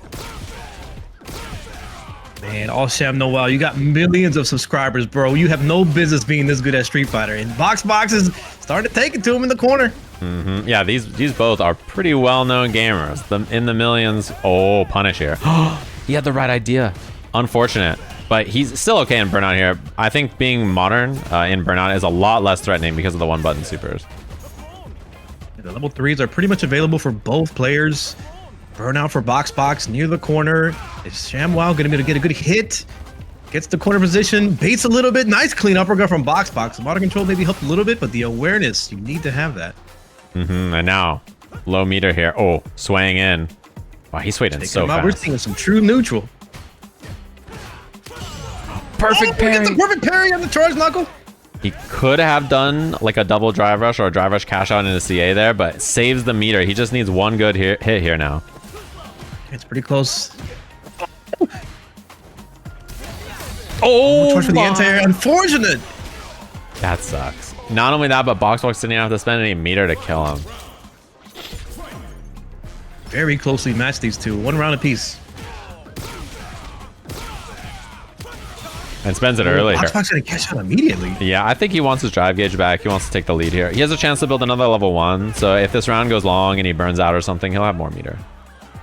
Yeah, this is like old school, like week 2 strategies for Street Fighter 6. Spend the level 3 in the last round, create the corner position, get the life lead, build some more meter, and it's working out for Box right now. Ooh, and that's a big burnout too. Burnout. Oh, huge. Dumps it right away. So that means DJ had no meter to defend himself here, which is really bad for him. Yeah. He needs a level 2 to defend himself anyway, usually. But having no bar here is real tough. Yeah, low drive gauge for Box as well. A lot of real estate behind Bald Icon. Oh, we find some hit with the sway into low, but no counter hit or punish counter. Well, he just recovered the meter back. This is not looking good for Box now. Oh, that was scary. He could have got drive impacted there. He doesn't have level 3 anymore on that heavy knuckle. I love the patience from All Sham Noel. Managing the meter, he finds a hit. Probably not going to be able to kill from this. One more hit's going to do it for pretty much both players. Burnout, double burnout again. He could drive impact him. Oh, what a throw! Oh my God, the reaction from Sham there. Yep, we're not old. He's not Look at old. react. He's not old. I have no pain. I have no sciatic pain. Let's go, Austin. No, wow. No acid reflux. He's ready to go. That was clean right there. Perfect The defense. thumbs away. We got this. Whoa, whoa, whoa. Delayed dash there. Probably a misinput from Box, but he still gets some offense off of it. Oh, man, I think my hairline's growing back. As you speak, regrowing. Reborn. Nice. He's trying to check, I think, some kind of approach there with that crushing medium punch, and Box spaces him out with the fireballs. Oh. Man, Box not deterred at all, winning that first round. He got a lot of space there too, and he's ahead in drive gauge now because that unfortunate drive rush got stuffed right there. Ball Icon in a bit of trouble here in this round. The scrappier this is, the better it is, I think, for Box. So I think that's what he's looking I was just for. about to say, yeah. Ooh, the burn up the level 2. Oh no. Easy peasy. Guess better, old man. Yeah, that's the thing is reactions might be there. the more stable it is, the more Sham can just play like some mid-range, some anti-airs, you know, he could chill, right? Like, but the more scrappy it is, the more it favors, I think, modern one-button reactions and the way Box likes to play. I think one of Ball the Icon's best assets is also one of his downfalls. He has a lot of confidence, and when he loses, he's like, all right, I got this. Even when he wins, he's like, I really got this. And then maybe some strategies, maybe some openings that are not being dissected are just leaving him open. That's a good escape from the corner there, though. Even though you eat the uppercut, I think getting out there is really, really big. Wow, he had charge timing there. I'm impressed. I love that. Oh, he uppercutted again. Yeah, that one is definitely blockable, baitable, and Box is gonna make him pay for it. Yeah, is this the day of the Box? Like, Box beating Huntress now? Set point here against Sham? Oh, Box looking dangerous, baiting the level 2. He definitely blocked. Even gets the parry. He knows what to do. Yeah, and the drive impact. He saved it for the last second. Beast mode, baby. After that great throw in the first round from Sham. Not enough here, but one more guess for the round. You got 6-bar drive. Use it. Yo, or that. Oh, damn. All right, let's go. Dude, I did it. Crazy. You didn't even let it simmer. Holy cow. Boxington. Sending us to a coaches match. So this is a tournament. This would be Brian F versus Diaphone for the win. Oh, he did the same thing to SK. Like, I know that you think that I'm going to bait your thing, but I'm going to do an overhead and win the match. That's the second time he's won like that. So Box's record was 3-2 last time. And those two, Huntress and Sham, were 4-1. Same kind of thing the last time from my memory. I think Huntress's day one was really, really good and people prep for her.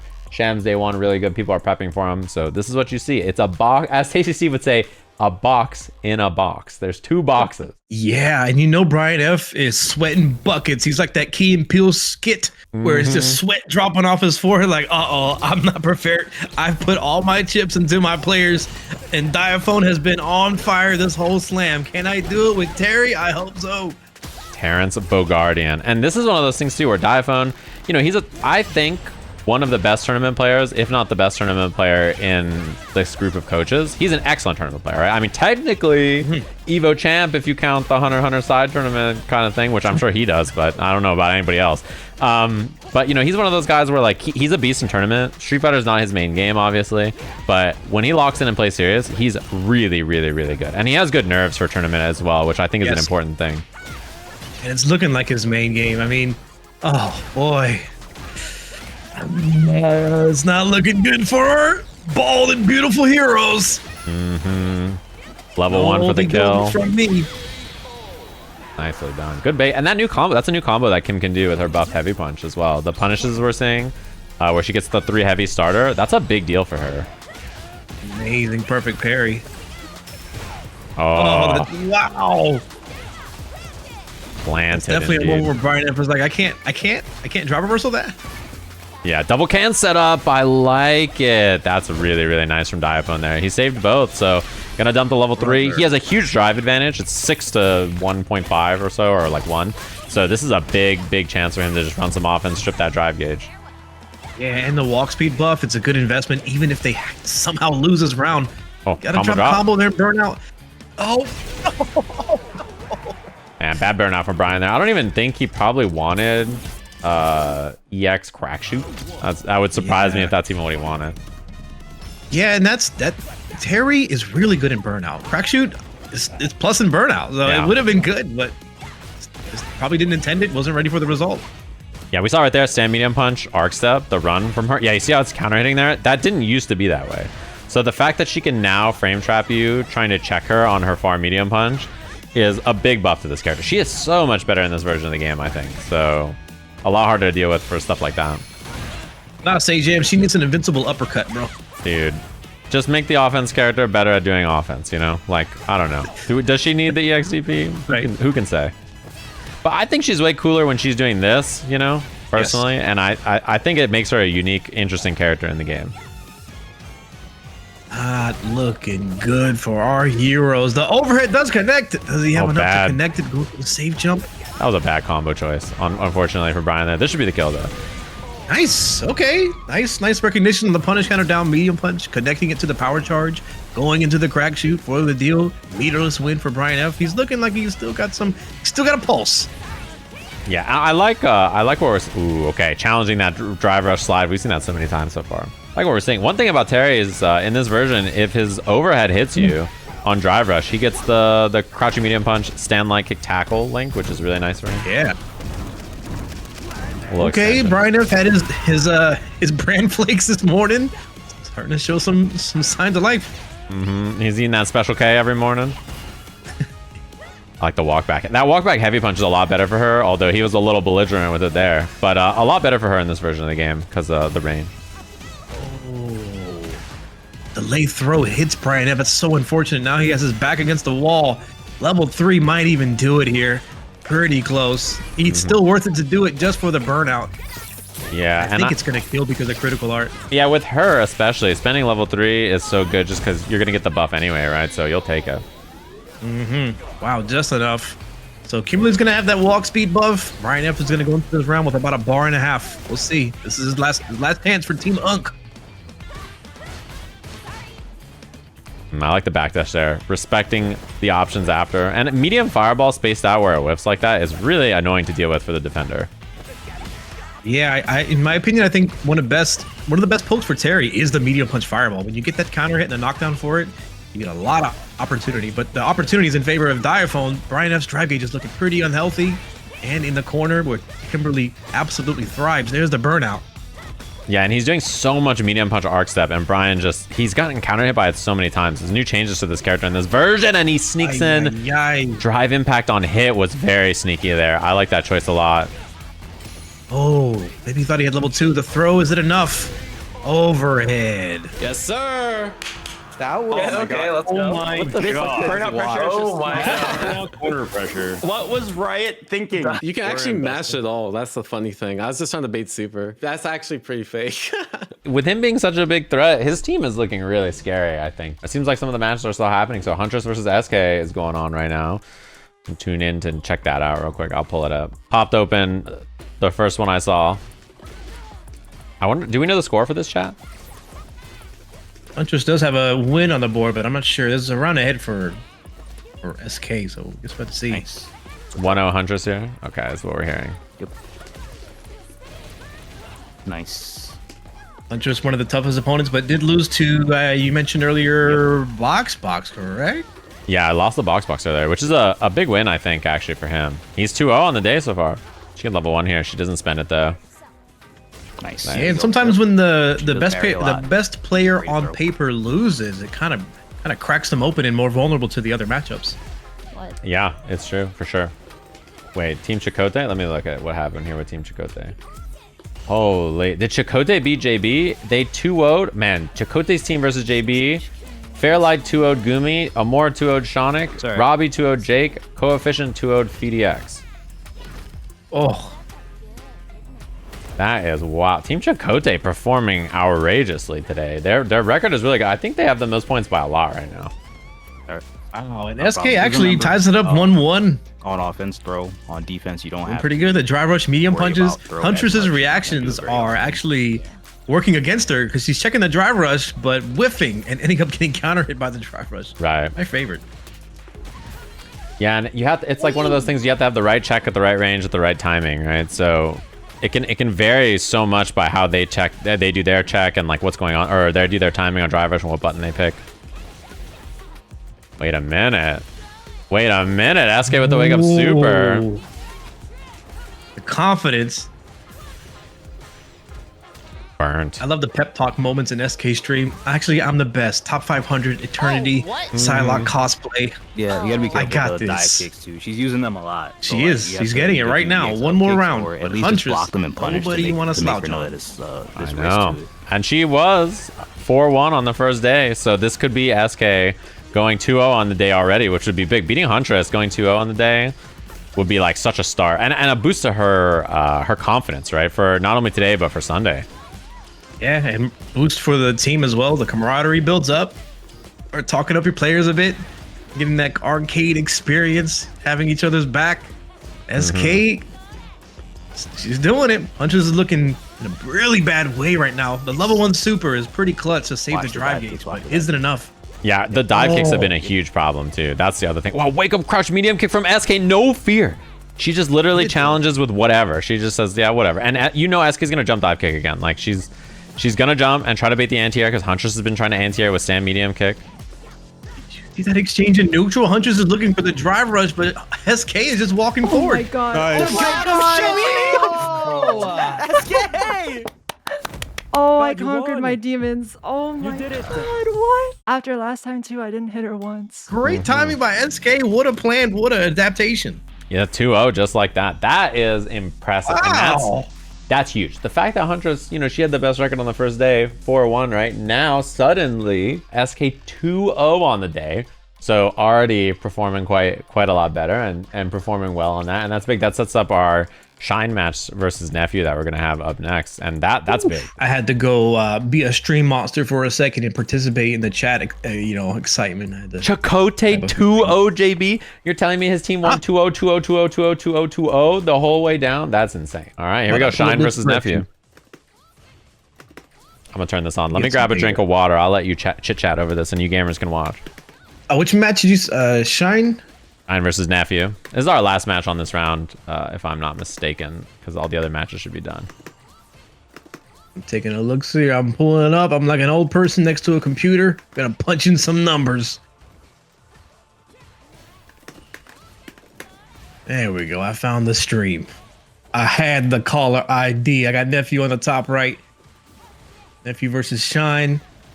This is an East to West Coast connection. Sometimes you have a little bit of problems with the inputs there, but it probably won't be a problem for these two players. Nephew takes the first round. Looking pretty clean, looking pretty sharp. Oh, there's the patience. Throwing some fireballs. We got to jump in from Nephew. The Shine gets the first hit. Corner position. Plus frames and backs right off. Man, that's a really... Oh, and the anti-air whiff. That is devastating. The super comes out. That's just going to be a reset back to neutral. They're really going for this neutral. And Shine hits him with the OD uppercut. Overhead, double overhead. Nephew with the drive rush. Maybe he's doing the drive rush and waiting to see if a drive... He's doing the parry and maybe waiting to see if a drive rush would beat something. Or maybe he just missed it. Who knows? Oh, a couple throw. This is so tight. Like really close to the chess gameplay. The neutral resets, the throw loops, and the heavy punch drive rush cancel is going to take it for Nephew. That's just looking like the first match. So 1-0 for Nephew. Finds VTuber children in the bottom left are cracking me up.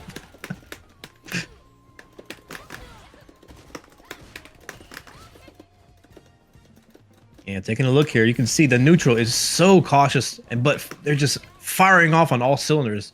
I returned. I see it's 1-0 Nephew. I saw a little bit of the tail end of it.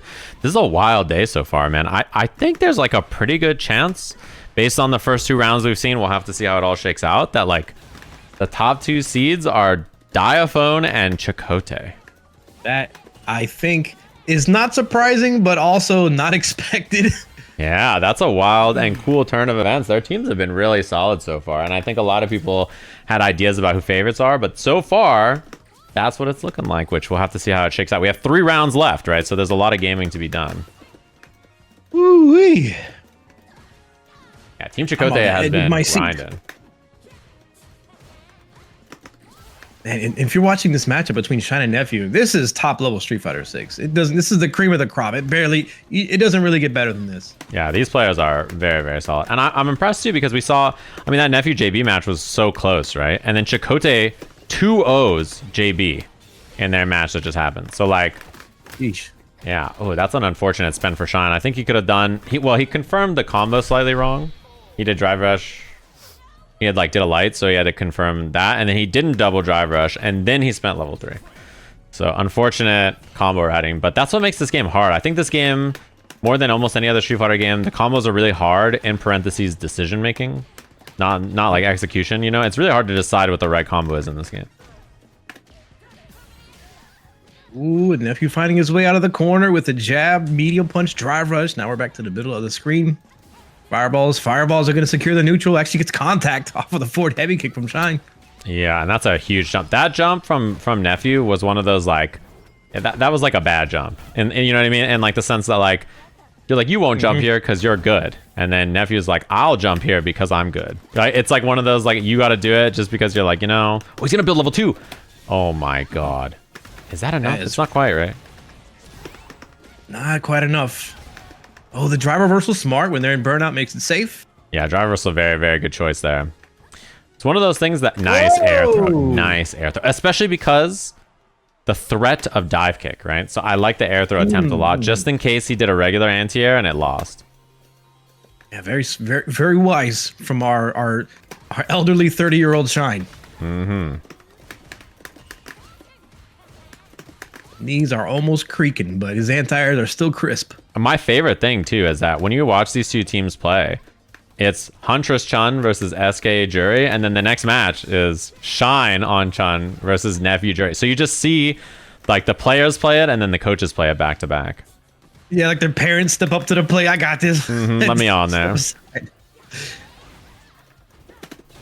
Oh, letting them rip.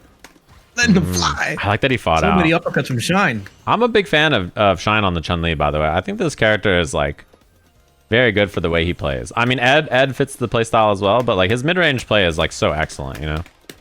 That was so sick. The double down medium kick with the stance cancel. There's so much space in between it, but you're suspecting the overhead.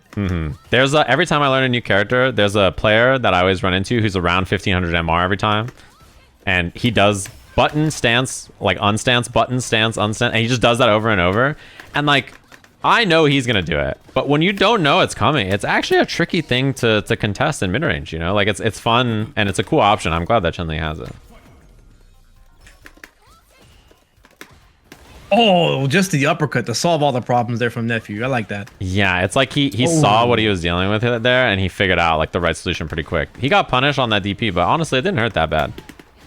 Yeah, Shine flowing a little bit too close to the sun there. He ripped so many uppercuts. It turned into one of those, you're so good, there's no way you'll do it again. But Nephew did catch on that he would even do it again. Oh, unfortunate. He got the wrong thing right there, and now he's dead because of it. I'm sure he didn't want a Zanshu there. Oh my gosh. Nice. You're too good. A couple of weird combo drops, probably from not playing Chun-Li as much and then going back to the character recently. GG. Nephew, your reaction time is insane. No, it's not that good. That one hurts. It hurts because it's not just a loss for you, it's a loss for your team too, and you don't want to let them down. But somebody has to. Someone's gonna lose. But as you can see, Team Chakotay 2-0s down the board. Very impressive. It sets up their team, by the way, as the first seed by a lot here. We're gonna be watching Team Shine versus Team Chakotay here, and Team Chakotay has looked absurdly good so far. You see situations like this where the teams are an example is Shumimi, I think, right? Shumimi undefeated on the first day, really, really solid. She's 0-2 today so far. She's lost her first 2 matches, and I think it's the problem, right, of doing so well on the first day is that you end up being the #1 target by a lot for the second day of the round robin. And then what ends up happening is okay, well, because you are the #1 focus on that, everybody's going to start doing better against you, and then because they beat you, they think about you less, and then you can make the counter adjustment, right? Yeah, exactly right. Yeah, that's. I think that was the case with Frodan. It's one of the opponents that he was the most concerned with. And he won. He won against a bunch of strong players so far, so I've been impressed. I think it's looking like Fairlight's doing a lot better today too, to be honest, in this spot for his team. So I gotta tell you, I'm gonna give you some inside info, things that I wouldn't share openly. But when I first started, I coached Fairlight on the first day at like 4 in the morning. He told me he was great in Tekken and Mortal Kombat, but judging the way he was playing in the moment, I'm like, it might be kind of rough for Fairlight. Boy, was I wrong? Look at him in Platinum with this modern Luke. he was really good in our Tekken Slam. His team played quite well. In fact, part of the reason why he came back for the Slam was his team won a trip to Evo and he couldn't make it. Something ended up coming up for him, so he couldn't make it. So he's like, listen, I'm coming back. I got to win another trip, and this time I'll be able to take it, and I'll see you guys there. So we were like, all right, man. And yeah, he's playing awesome in this so far. Shumimi, I do like that she's representing DI a bit more versus that target combo. At a low level, that target combo is really susceptible to it. Yeah, and she also used JP's sweep, which is pretty hard to punish. The target combo from Luke actually would punish it, but it's surprising that it doesn't. You have to be really tight with it. I think it's even like -6 or something like that. Yeah, and she actually got hit there, I think jumping. I think she tried to do something when she saw Luke's super. Maybe she thought it was a grab or something and tried to get out of there. But that's one of those things where blocking that and getting a punish on it goes a long way, but it's just something she doesn't know about the character. And again, this is where the coaching comes in, right? Your coach will tell you, you know, like that situation you just got hit by, we have a real easy way to beat that, and like this is what you're supposed to do. Yeah, if I were coaching Shumimi, I would look at the OD amnesia usage a little bit, and also the normals in the mid range. Using JP's heavy punch, the down medium kicks. That's kind of what's lacking in her gameplay and causing some of these anti situations. And just as I said that she does use heavy punch to get jumped. I think I see her use those pokes quite a bit.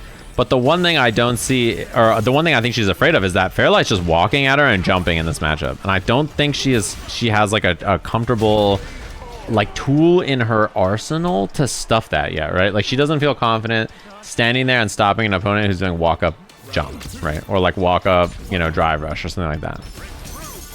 Yeah, unfortunately, when the opponents are finding their gaps and getting close to her JP, not quite. There's so much uncertainty in what to do next. Yeah, and everybody seems a lot more prepared to deal with the command grab and the ghost. Like when they see the ghost, people are blocking a little bit more successfully, and they're not getting hit by command grab as much. So there's clearly a lot of homework done against her in particular, which it's flattering and also a little frustrating probably for her, I'm sure. Right. Yeah, and this may be the point where you start to see more optimized combos. Like they got to hit the lab and strengthen themselves with their character in general, so they have to deal with less jump-ins. Increasing your firepower makes you do more damage. It means you got to hit them less, which means they have less chances to be able to do things like jump at you and drive rush forward. Oh, the chip might do it. Oh, I like that protective portal there. That was smart. Archer. One thing that she could have done there too is the spike after, but just not familiar with the situation. Nice forward jump though, just like offensive jump, take some space, right?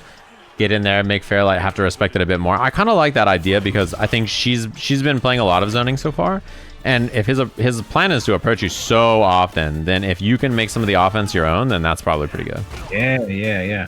And look at you, maybe starting to experiment with these mid-range normals. The down medium kicks coming out. Yep, there, more down medium kick.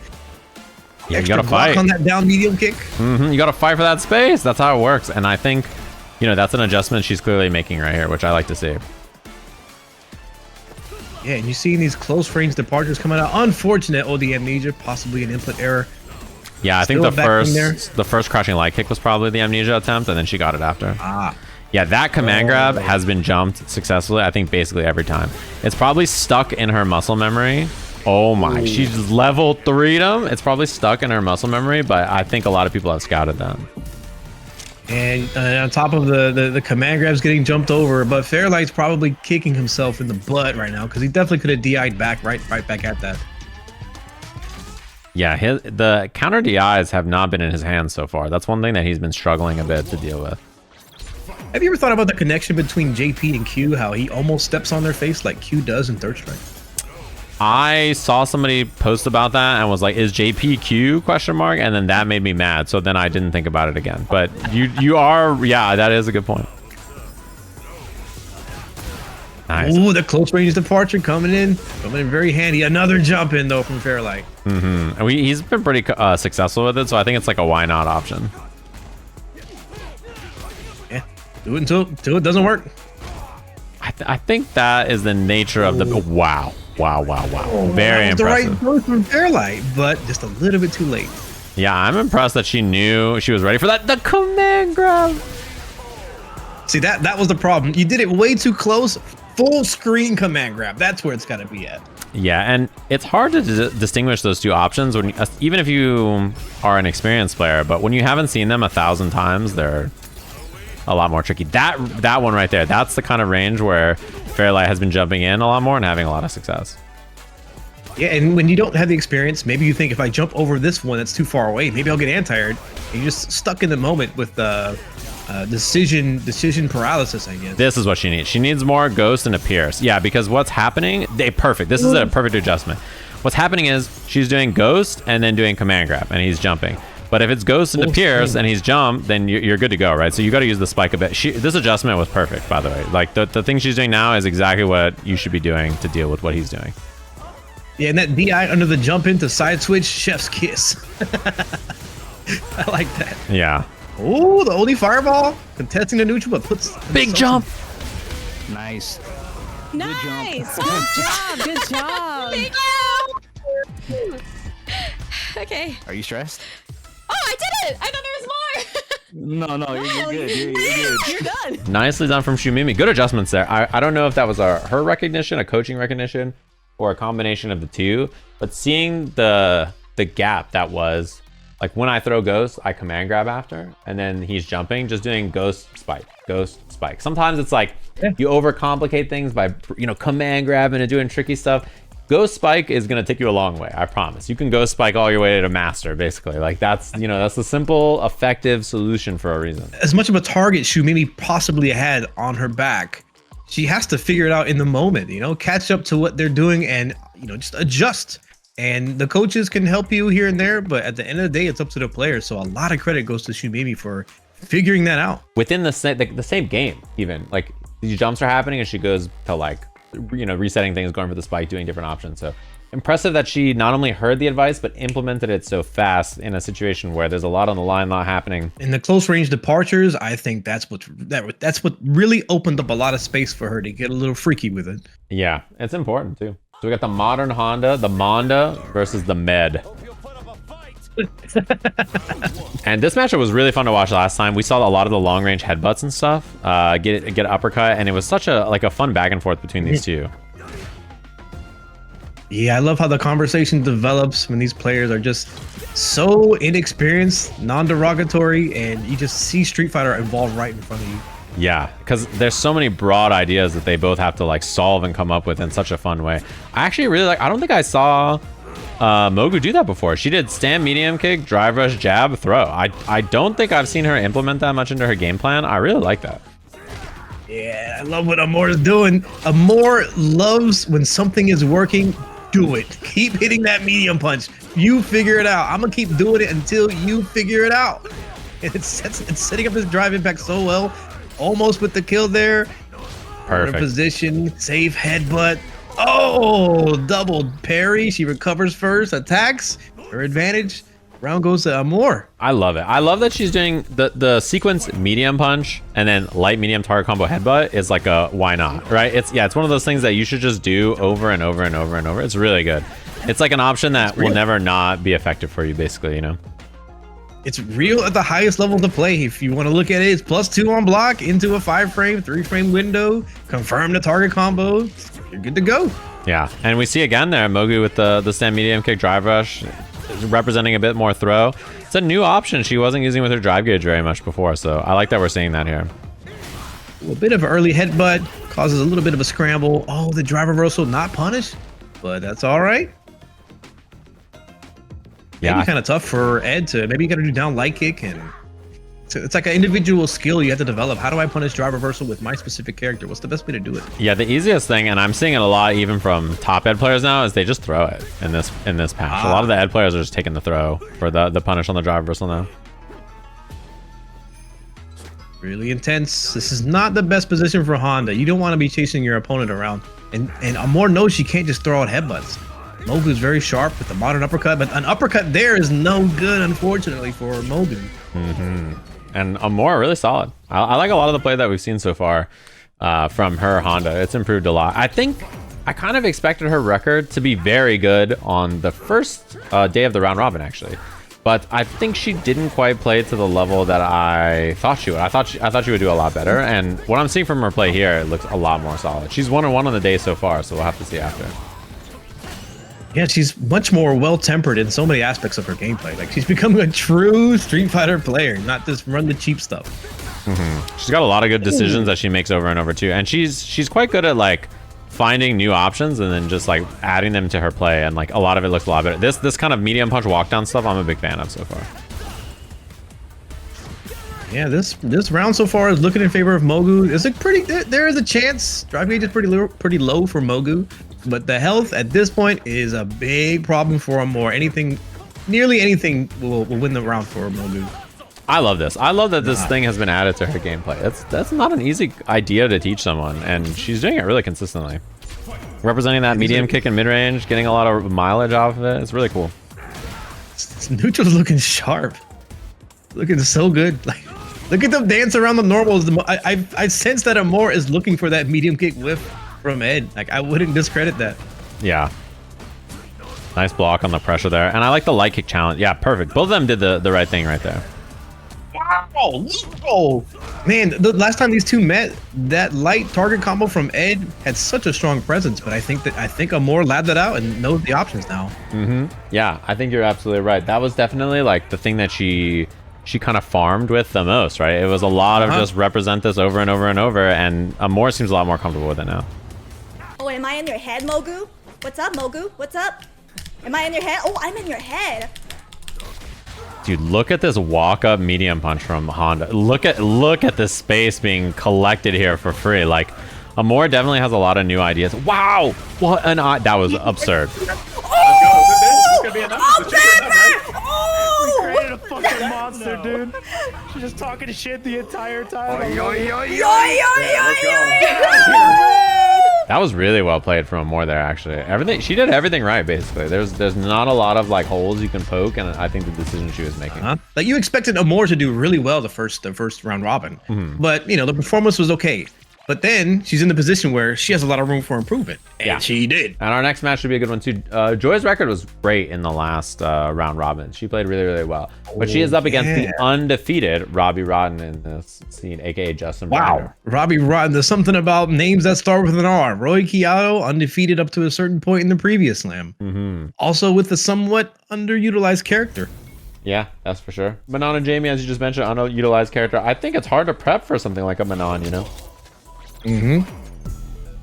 Yes, I mentioned this in the previous meetup that they had. Is Manon might seem like she wins the footsies here in this level, because that heavy kick, a lot of players are not that great at with punishing heavy recovery normals, which is something that's really good for Cammy. But if you don't know how to do it, it can be something abusable. And these overheads are also becoming a spacing tool as well. Yeah, and I've been really impressed with seeing like Joy's like mid-range game and seeing a little bit more juice in the offense. She's been a little bit more committal with what she's wanted to do. I think that's an important thing. Like, it's important for you to attack a little bit more into that space. And she just beat Asa in the round before this, and she beat Karkyu as well. So she's also 2-0 in the day. Both of them 2-0 so far, undefeated. Who's gonna have their first loss in this round robin for the day? It's inevitable. Somebody's got to lose. Somebody's going to be happy. Somebody's not going to be so happy. Oh, the down medium kick connects. This is, like, that right there is a coachable opportunity. When you have full drive gauge, the down medium kick, you can either set up something that would kill them, or if the down medium kick hits them, you win. So that was, I would say that's a missed opportunity, but I do appreciate the cautious. Well, look at this cautiousness from both players. Big chillin'. I mean, she's got nowhere to beat. Joy, I think, is the most patient player in the slam. Like, of anybody overall, even including the coaches, honestly. So I think she's like the timeout. Big jump in, double rush. This is not gonna kill though. It does kill. Oh my god, I thought you had to spend bar to get the kill there. Man, the patience though. We talked about this last time. Patience, I think, a little bit to a fault sometimes. It seemed like that was the moment where I'm gonna wait 15 seconds. You're gonna jump at me, and then when that 15 seconds expires, all right, I'm gonna go offense. Then they jump. I think that's exactly what happened. Yeah, I think you're right. And it's interesting too because, you know, that kind of a situation, I think it was right for Joy to play pretty passive. She just needed that one anti-air to go her way.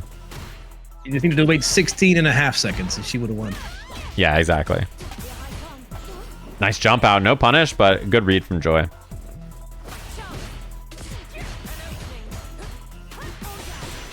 Oh, double burnout here. Important mash too. Honestly, her defensive timing on jabs have been really good so far. Nice tick throw. Oh, the low dive kicks. We didn't see much of those last time. No, these are some new ideas. I'm a fan. I think that her offense looks a lot more tuned up this time compared to the last time we saw her. Oh, that's big though. That's a huge McLarge. Oh, late parry. The connection. No level 3, but the regular throw is not quite enough. Still in a very good spot though. Ooh, this is looking hot and heavy. Manon got the level 3 available. Oh, and just goes in for it. Missed the combo. That is huge. That sets up, I think, Joy in like a really good position here because you know he's cursing himself. He's like, no, if I just did this, I would have won. You know what I mean? Like that feeling of like, oh no. Oh yeah, the disappointing drop, and then it's like, yeah, you just gotta hold that. You gotta recover mentally quick. That would have been a good opportunity to go back to character select and collect yourself a little bit. But if Oh my God. He is being battered in the mid range by these buttons.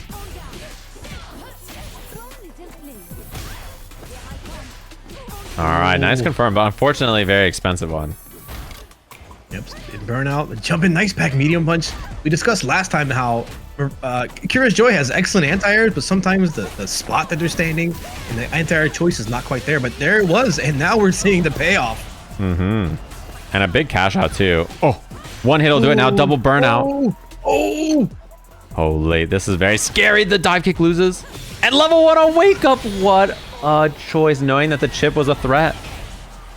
You could see how Curious Joy was solving for X. How do I chip them out? Dive kick will be great. And then an air-to-air happens. And then a scramble happens. And then the guess happens. Mm-hmm. I love this. Yeah, I was just going to say, she tried it again right there. I love the early dive kick options as well, right? Just representing these spaced out options a little bit more and just saying like, hey, are you going to anti-air this? You're going to try to deal with this? I love the way she's playing so far. I think she's gotten a lot of mileage out of the options she's representing. And like Robbie is kind of on the back foot, it feels like, in this set so far. So the words right out of my brain, back foot. And when they had such a dominating performance up until this point, and the down medium kick drive rush into the corner. Curious Joy is a little bit of drive gaze. They put up for burnout. They have a little bit of super to work with. Look at the corner position. Critical art on Robbie Rotten's side. Nice jump, nice anti-air in the jump in. Mm-hmm. And I love that she tried back medium punch there. The awareness, the presence of mind to go for it, even though it didn't work. Yeah, I think it was very, very smart. And she's out of the corner now, so that burnout is a little less threatening here. I like that they don't spend the level 3 quite yet. Not lethal. Curious Joy almost out of burnout. They're waiting it out. Leave themselves a little bit in the corner, but that's okay. Let's go!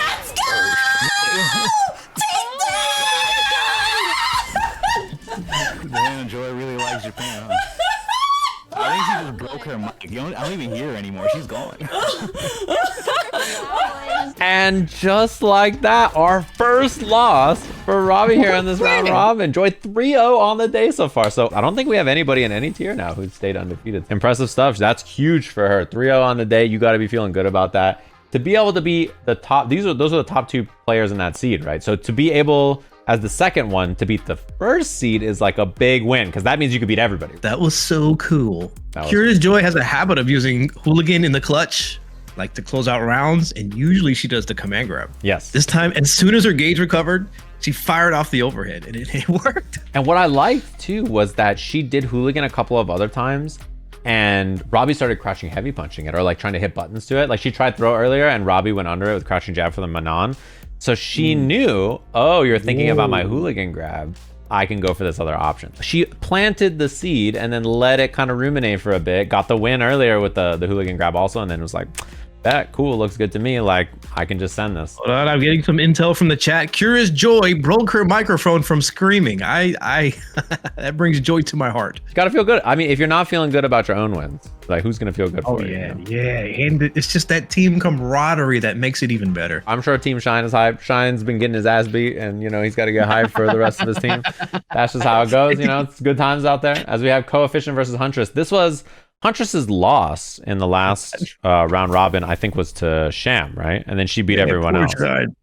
Shine just be walking down the street, minding his own business and catching strays from every which way direction. He just ducks preemptively. There's a stray around this corner, isn't there? He himself has been coaching his team to some of the highest in the slam, the actual highest before today, and then his record was not very good. But now it's time for his team to clutch up again. This is probably Coefficient, right? With the name chain, I bet. Latinian Sako is definitely... Does Sako even play hockey right now? I think he is playing a little bit of hockey, actually. I saw that recently. I reviewed the commentary to do my own critique. I'm like, Jibbo, you laugh too much. Try not to laugh so much. But what kind of name? I mean, his name last time, he was like Latin Diaphone, Hispanic Broski, you know, like he was a bunch of things like that. So he knows what he's doing. He's a professional. Stop it. He's a professional. This is a very bad spot for Huntress. She's got to be right like 2 important times here. Yeah, it's a rough spot there.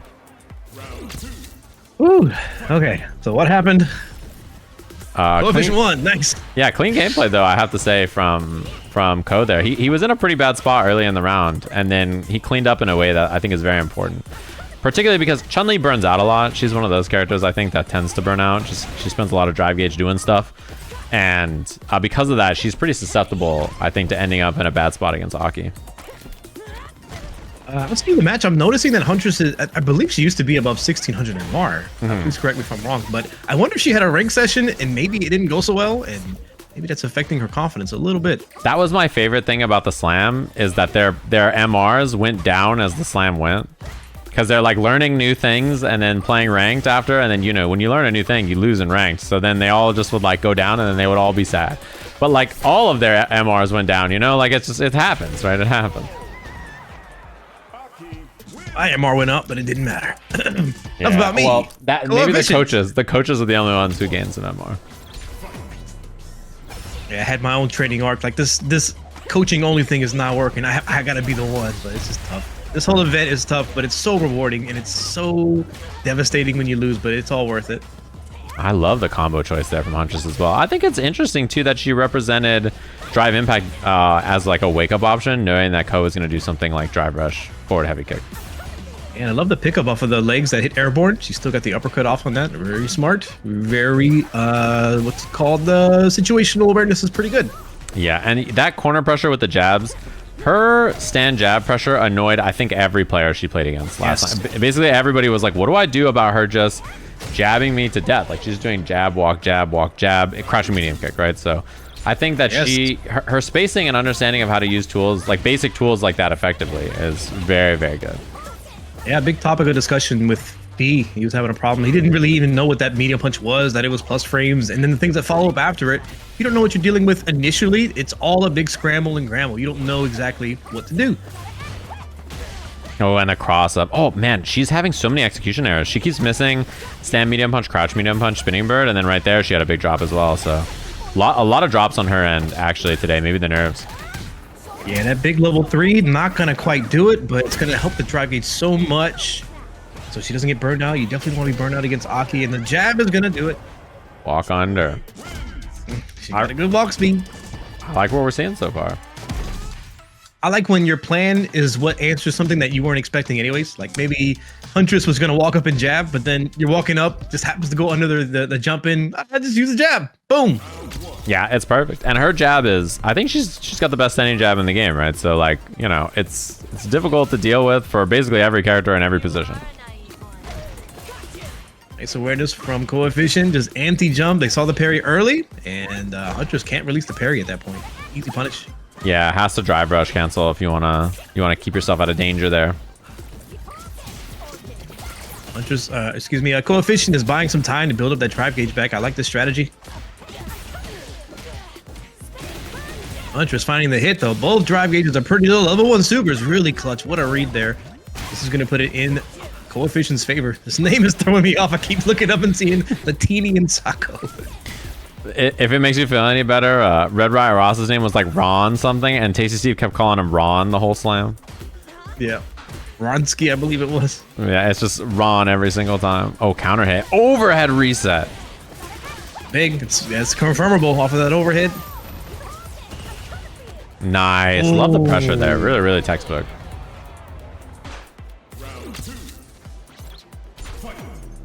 And so far too, I've been very impressed by the some nice. Okay, that's something that Coefficient was missing in the set so far. I don't think he anti-aired like a single neutral jump out of his own offense. So this is like a chance for him to fix that right there. Yeah, and I think what they were doing prior to that didn't even allow them to use down heavy kick. They didn't recover in time, but that time they made the adjustment to do something much faster. Oh, big jump too. Jumping. Oh, they go for another empty jump. Oh, big back throw. This is a huge chance for Huntress actually. She can win here on like 2 or 3 more good interactions. Ooh, that's one of them. Yeah, she's got critical art on deck as well. Nice escape from Coefficient. He had a lot of meter to spare there, and if he did take a throw, getting punished by that, not the worst. Wow, front throw. And now that's starting to add up. Oh! What timing on this? He's got to spend maybe or double drive rush here. I think double drive rush level 1. And he gets it. Level 2. Okay, spent. Expensive, but man, what a gas perfect parry. Yeah, I mean, I can tell you the level 1 absolutely would have killed there, but better to get the kill than not.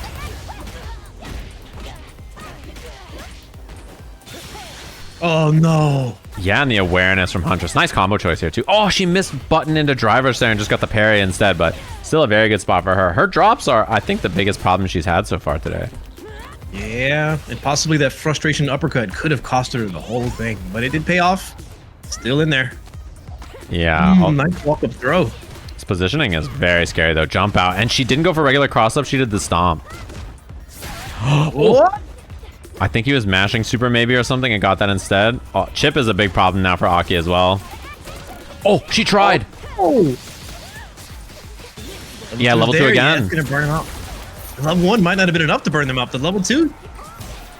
Yeah, no EX for either of them now. Although that is very scary. Can Huntress find level 2?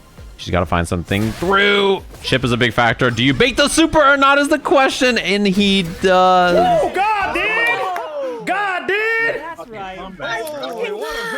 God, dude! Oh my god, I was on the edge of my seat. That was so cool. I didn't say shit. I was like, I'm not Oh gonna my god. That was an incredible choice. Chun-Li had the level 2. If you wait too long, it's too obvious. But he knew the correct spacing to throw out the OD fireball and capitalize off of it and made the correct read.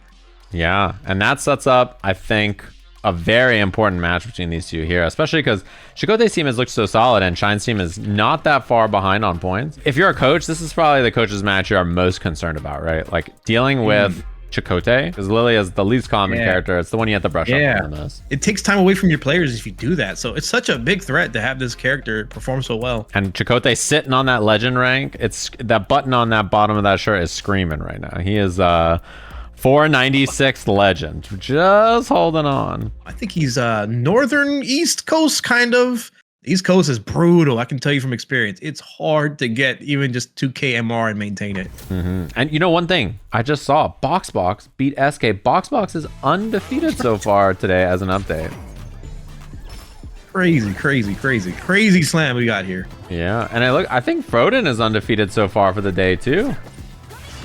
Does every match have to be a nail biter and impressive? Can I relax for a second? I don't think it's gonna happen.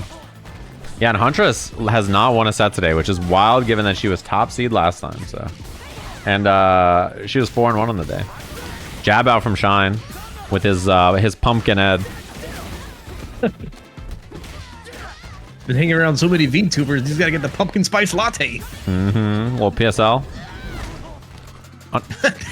The big thing too is that the EX Spire, the EX Spire is such a threat here now that she's on 2 bars. It is very scary. Oh, dropped.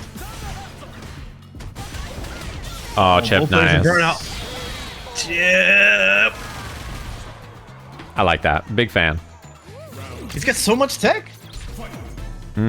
Smart. He just has really good awareness of the situation. Oh man, the worst is when a Lily player wins with jump in level 2 and you try to anti-air them, man. Oh, the spacing on the flicker was just shy. Oh, puts himself in burnout, but escapes the corner in the process. He might go for a little bit of a delay in neutral to recover his burnout, but not looking good. Not looking good for Shine. 3 charges of Counterspire for ElChakotay. He can just, at any moment, force his way in. There it is for Shine. Answers with level 3. Perfect response. He was ready for it. He's gonna put him out of burnout at the very end of it too, which is big. And it puts Chakotay in burnout. This could be the turnaround. Nice delay there. Double drive rush kill, no bar spend. That is something that's, I've been talking about this a lot lately, but the way people play now in this game is they don't do frame traps. They do delay frame traps, right? They do delay timing to catch your delayed throw or button. So people do like drive rush jab and then crouching medium kick with Ed. That's not a frame trap on a 4-frame button. But if you delay tech or delay button, it will catch that, right? So that's kind of how people play a lot of the offense in this game now. Yeah, especially in burnout, you got to delay even more with the extra 4 frames of block stun. It's something I was talking to FDX about doing like drive rush jab crouching heavy punch. Like that's not a frame trap with Cammy from like, you know, a 4-frame button, but it catches delay tech, it catches delay button. It's a very good option if your opponent is defending like not a Neanderthal, you know? Yeah, it's hard to, I mean, of course there's a gap there, you can uppercut, but it's hard to do that when you have a light attack that happens so quickly. The preparedness has to be there. But what I saw earlier from Shine is something that he wasn't doing before. Before the Chakotay matchup, he was doing drive reversal like every time, regardless of how much drive gauge he had.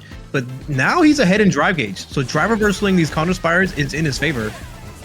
I love the patient play from Shine too. He's really making this mid-range work for him instead of last time where it felt like he didn't look as comfortable as you would expect Ed to look in this matchup. And I'm getting reports from the chat. Diaphone has beaten Nephew again. That's what I'm hearing out there. So Nephew losing to Diaphone again. He went 0-2 in the round robin against him. The power move, man. He hits you up. Am I in it or what? I'm ready. He hit me up and said, yo, if I'm gonna be in this, I'm trying to get sweaty and I'm gonna win. Like I'm trying to win. Like, you know, it's very clear he put a lot of thought into it. So nice work from Shine. Shine making great adjustments here. Yeah, drastic improvement from the last time they met up. And doing a DI like that requires so much confidence. And he's showing he studied this matchup and he's got him in his sights. Yeah, Diaphone hit Nephew with the again. I've been waiting for my moment to do it. And throw in the corner here. Pressure looks good. Oh, the spacing on that was so unfortunate. He's gonna build a level 3 at the end of this blitz. Oh, man, perfectly calculated. Yeah, everything about that from Shine was excellent. I gotta say, double perfect. Double perfect. The God match. All right, got one on the board. You played that so good. That was like textbook. I'm stressed. Bro, I'm 0-3.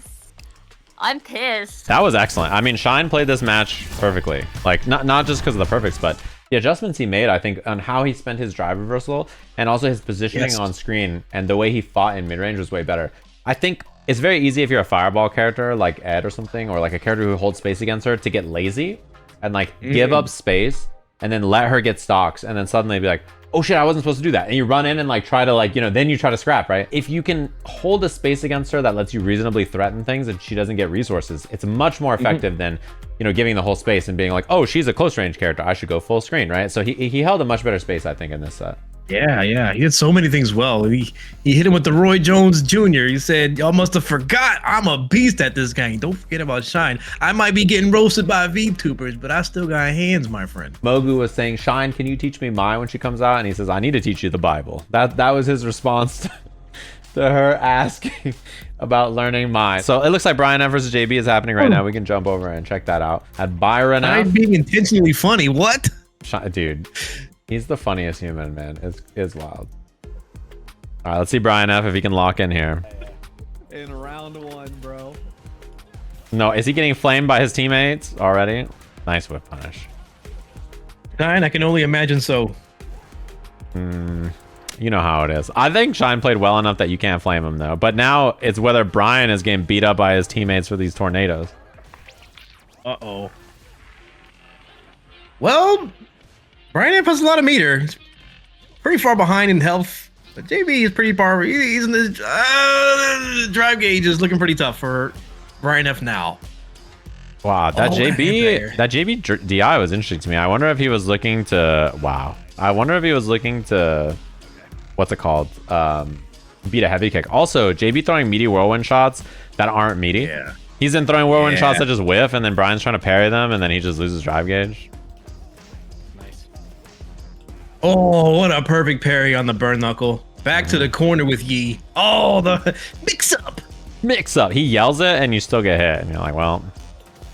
It's so mean. Mix up. Oh. Love the neutral decision there from JB too. I like him just like jumping back, escaping that situation, not wanting to overcommit. Kind of recognizing, you know, I probably No, he chill. didn't do it to him. I swear. Bro, he knows. I gotta beat the allegations for me personally. Bro, he knows. He knows. Oh. Man, I hate to say it, but Brian F's structured offense with Terry isn't quite there yet. It's gonna be hard for him to persevere through his lack of knowledge with Terry. Oh, but that's a good throw off of the +5 on the drive rush heavy punch. Oh no. That's a big drop. That is a tough drop. That hurts. Level 2 time? No, he's going for pressure instead. Oh, crack shoot plus. Power wave very plus. Heavy kick exchanges. Got the room for it. JB just needs one. Oh, he must have missed the super to chip him out. But, you know, they may have recovered from burnout and not get chipped, and he would have lost the super. Yeah. I like that idea. Smart choice, but just slightly miscalculated. That happens a lot, especially, I mean, you know, he's playing on a newer character, right? That kind of thing is going to happen more often. Yeah, it's tough when their burnout is about to recover, and then the attack you do to them gives them more burnout meter, and then they recover for the next attack. So, yeah. If it was intentional for Brian to not use a super there, that was a good way to save, at least salvage the bad decision. Yeah, and now interesting too. What's it called? The score for the coaches. Diaphone and Nephew are tied at 6 and 2 in their records respectively, with highest coaches win rate. And JB is, we'll see after this. If he beats Brian here, which it looks like he might be, should be the end of this combo into jump medium punch or whatever into level 1. So JB is now 5 and 3. What? I just pogged so hard that my mouth hurt. Oh my god, good cook. Wow, there's so much data to be collected in this second round robin. I can't wait to see what happens in the finals, bro. Yeah, so I'll have to take a look at overall points now. Team Diaphone and Team ElChakotay, top 2 seeds right now. Maybe coming in here, not the 2 that you might have expected, I think, but very, very impressive performance with Team Shine and Team Nephew in 3rd and 4th places, respectively. And at the start of the day, you have to remember that there was a 3-way tie in the middle there, right? But the points difference is so big. Team ElChakotay and Team Diaphone are 1 and 2 in points, only a 2-match difference between the two. They are playing next, so we should definitely watch that match. And if you want to watch any of it and you've missed any of it so far, we have a website. You can go on over to sajamslam.com. You can see it on the screen here. It has everything on here, has all the details on here, dates on here, when everything is. It also has every single person's like Twitch and social that you can click through here and get going. And I'm ready to go whenever for our next match here. I know our players are jumping in. And I agree with Frederick III here in the chat. Diaphone is absolutely playing like he's got something to prove. He's got a chip on his shoulder. And his team, I think he really felt like his team was going to do well last slam, and they were doing quite well, I think. But he definitely feels like he could have been the X factor maybe, and his play is awesome. Ooh, Frodan versus Fairlight. I'm gonna have to want to see if Frodan does some of the things that I showed him that are possible in this matchup. I'm sure he's been doing, both of these two have been doing a lot of work. My favorite thing is like all of Team ElChakotay are like night owls, a lot of them basically. So you just see it at like 1 in the morning. They're like, yo guys, we squadding up. I'm like, what the heck? Like they're there so late, right? So they all like get in there together really late at night and start their prepping, and it's cool to see for sure. I think they're all a natural nocturnal fit. Easy. This game will keep you up at night. You finish playing a rank set, you can't go to sleep. So I'm gonna queue up again. Hopefully that happens. Oh, the Dragon Lash. You know that wall bounces if it, or ground bounces if it's a punish counter in the air like that? I think I've seen that before, actually, now that you mention it. Why? This is a little Ken Easter egg. Exactly why. Why? Who can say?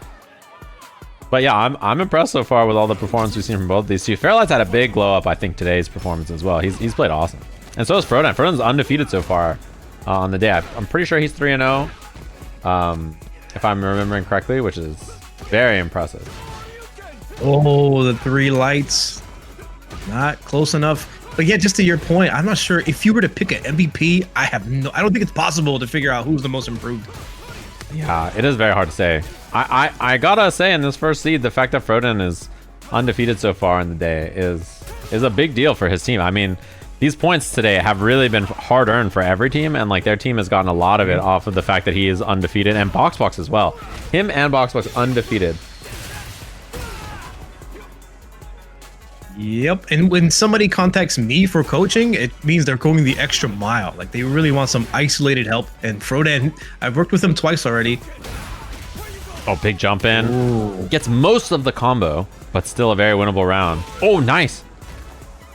He baited the deep. You saw that was respect. That was respect right there. For a new player to have that kind of presence of mind is also very impressive, by the way. Dashing in and just blocking in his face, knowing that's going to happen. Here comes the Jinrai. Will we see a DI from Fairlight? Oh, not quite. Oh, but he felt the DI. It was like, it's time.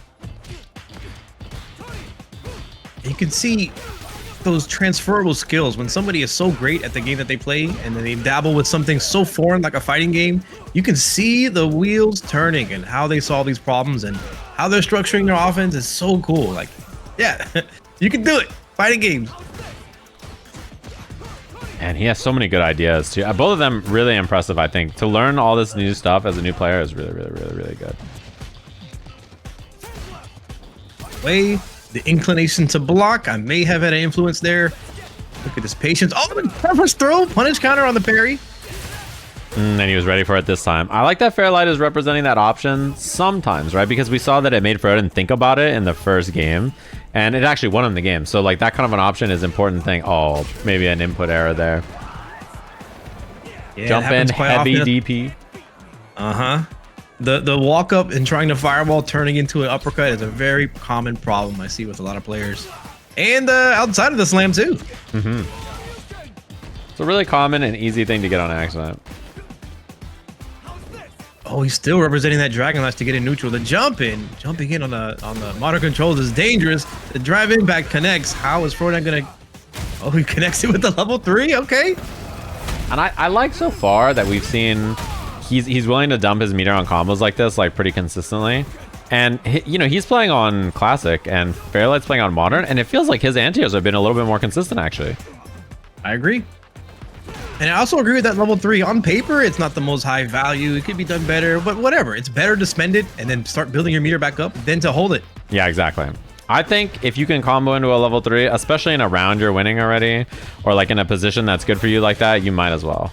Oh, he almost had it if he got that medium heavy. Oh, it whiffed. I'm surprised. That super is so slow that I thought it might actually work. Yeah, that's good. Nice patience from Frodan. Fairlight is vastly improved. I'm really impressed with how far they've made it in such little time. Yeah, these two, hanging in there. I think these two they're definitely the kinds, they have good brains for this kind of stuff, and they have good mentalities, you know. They're very like attuned into like how to play and improve and not beat themselves up too much and make the right choices. Yeah, classic uppercuts coming from Frodan. I like it. Yeah, and both of them have fighting game backgrounds and other stuff. I know Frodan played a lot of Melee as an example, and Fairlight, you know, he's played a lot of Tekken, Soul Calibur, like 3D games and stuff, so Mortal Kombat. I have a sense we're going to see a Dragon Lash to take advantage of the burnout, but hopefully Frodan doesn't get caught up with too much. Like, you know, when they're in burnout, you have too much advantage. Miss a throw or something like that. A super comes out. Does he know how to punish it? No, that's difficult to punish when you're new. I think it's one of the more annoying supers to deal with. And not the best for Fairlight. He's gonna be one super behind in his final round. This is set point for Frodan, I believe. Yes. Yeah, set point now. After the first game looked great for Fairlight here, looping these Jinrais, which are obnoxious to deal with any level of play, like new player or 2200 MR. Yep. Jinrai's coming out, and Fairlight, he's not representing that the DI against it, the read DI. But I also feel like Frodan is aware that the DI is not going to happen. But he notices that he sees that there is no DIs. So just keep running the Jinrai. Yeah, exactly.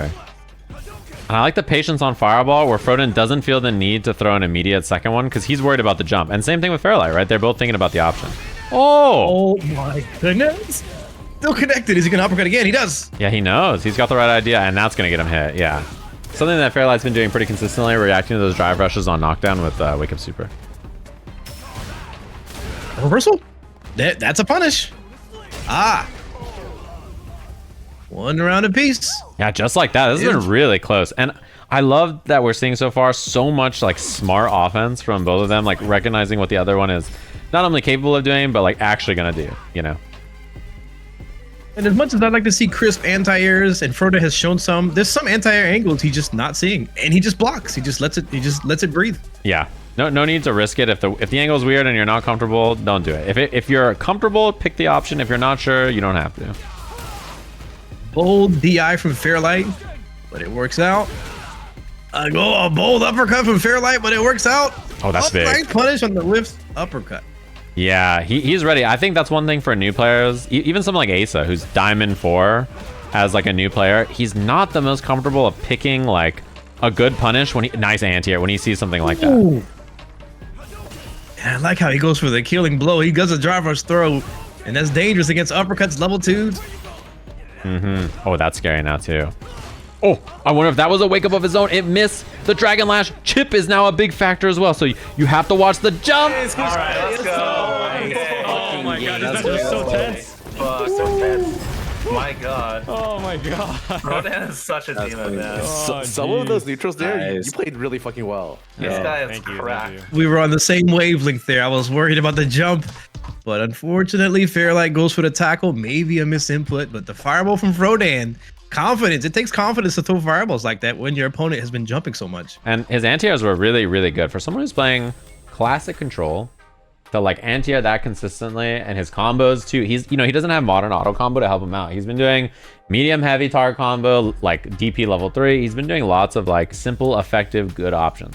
Once again, in many senses of the word, just fireball, uppercut, Jinrai, maybe do a little throw here and there, not get too crazy. He's not really representing like OD uppercuts, mashing uppercuts a lot. Yeah. And I don't like to make it about me, but this is something that I really informed to him. Just blocking and taking the throw is very broken at these kinds of levels where people don't know how to capitalize on their throw offense. When he gets a knockdown, he knows to drive rush throw. He knows to go in and drive rush an offense, right? So he has the recognition of like what I need to do and what I actually have to worry about.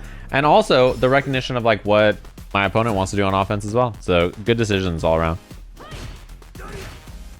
Were these two in the same bracket in the previous slam? I don't recall. I think in the last slam they were, is my memory. But obviously they got swapped for this slam. So Amora hadn't played against Scar yet, but I think she was pretty confident because she's like, well, I played Scar before and I kind of know what to do against Manon. So like I'm not too worried about what I'm going to see here. And I think this matchup can be a little annoying for what Manon wants to deal with, especially as a new player. I think Honda is very annoying to deal with if you don't have projectiles to throw at him. Yes, and I believe she was on Ken the first time, and Honda is probably a character Scar is not very familiar with. Yeah, not a very common character. And if you do play Honda, you tend to climb with them, so. He's one of those. He tends to climb pretty quickly, like him and Bison and Blanca, characters like that. And I would strongly imagine that Honda's medium punch would be a point of contention for a lot of the coaches. How do you deal with this move? Yeah, it is a really obnoxious move to deal with. I mean, even if you know what to do against it, you know what I mean? Like it's just a good move. It's just a good poke.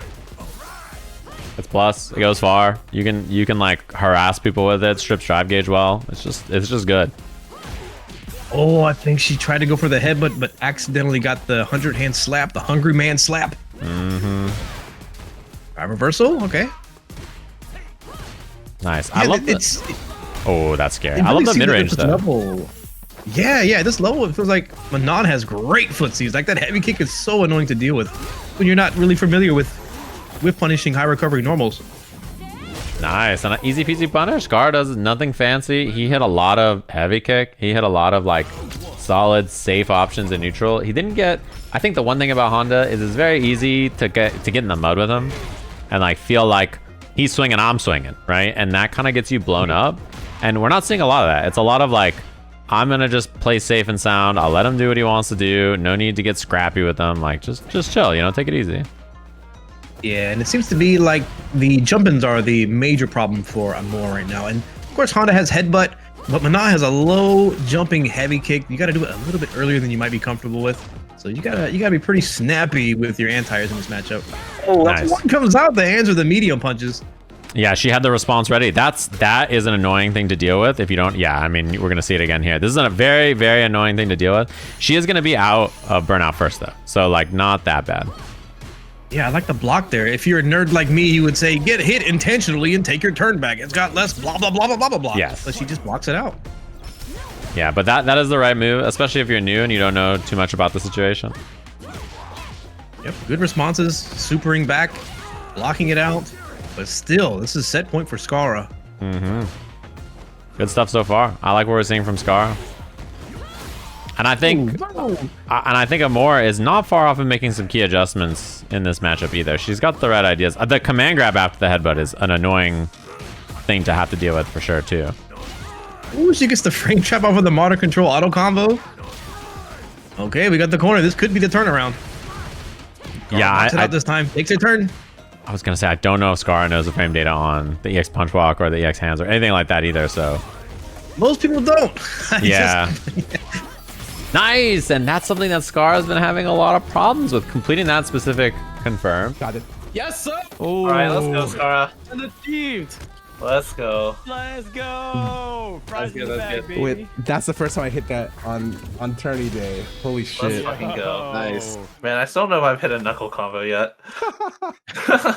Dude, I've dropped so many of mine. You have no fucking idea. Team Diaphone is looking very, very good. 2 wins here means they are by far ahead of the pack here. 110 points overall on the day. It's not what I think people expected, but also not surprising either. The TFT players, the other thing about them, they're grinders, man. Like the TFT players put in 12, 16-hour shifts easy. They're that kind of, it's that kind of a game. So they have the right mental to like take a beating for 12 hours and then still like use their brain. Asa is like a great example of it. In BoxBox today, his performance is like, this is what I expect from BoxBox every slam. And I say this as his friend, and also like just I have expectations about him because I know he could do it, that he should be performing to the level we're seeing him perform today. Basically every slam. I felt that way in Tekken, I felt that way in the first Street Fighter slam, and I feel that way exactly now. He should be winning these matches. I saw that Stans is 4-0 on the day so far. After, I think he went 3-2 last time. That is incredible. You know, I saw Frodan streaming TFT like you mentioned, and I looked at the timer, it was like 8 hours. I'm like, there's no way he's gonna grind streak. I think he's not that serious. Oh, he's serious. They'll do that, no problem. 8 hours, 10 hours, 12 hours, they put in shifts. I go to bed, wake up, BoxBox still live. I'm like, what? He was live for 6 hours before I even went to bed. You know, like they got those serious shifts. And we'll see how Asa is thriving in this part of the bracket. Robbie Rotten had their first defeat earlier, and we'll see how this plays out against Asa. I think it's important too because Asa, you know, he swapped divisions. I don't know what his confidence level is like coming into this. I think he is pretty well suited. I would have guessed that he's probably the 2nd or 3rd strongest in this division, even after a swap, right? But the one thing that he doesn't have is the same time commitment, like time experience overall, I think is a lot of the players in this. So that might be a factor for him. Suffering from success, Asa, but still, they got the talent. They had it. You got to do it. I'm sure it's a tough decision to make, but I think it's the right one. Yeah, and I mean, he wanted to swap. He was like, I want to swap. I like, you know, I'm climbing a bunch. Like I'm feeling very confident. Like I think it makes sense. Like he was very down. I want the swap. I want all the smoke.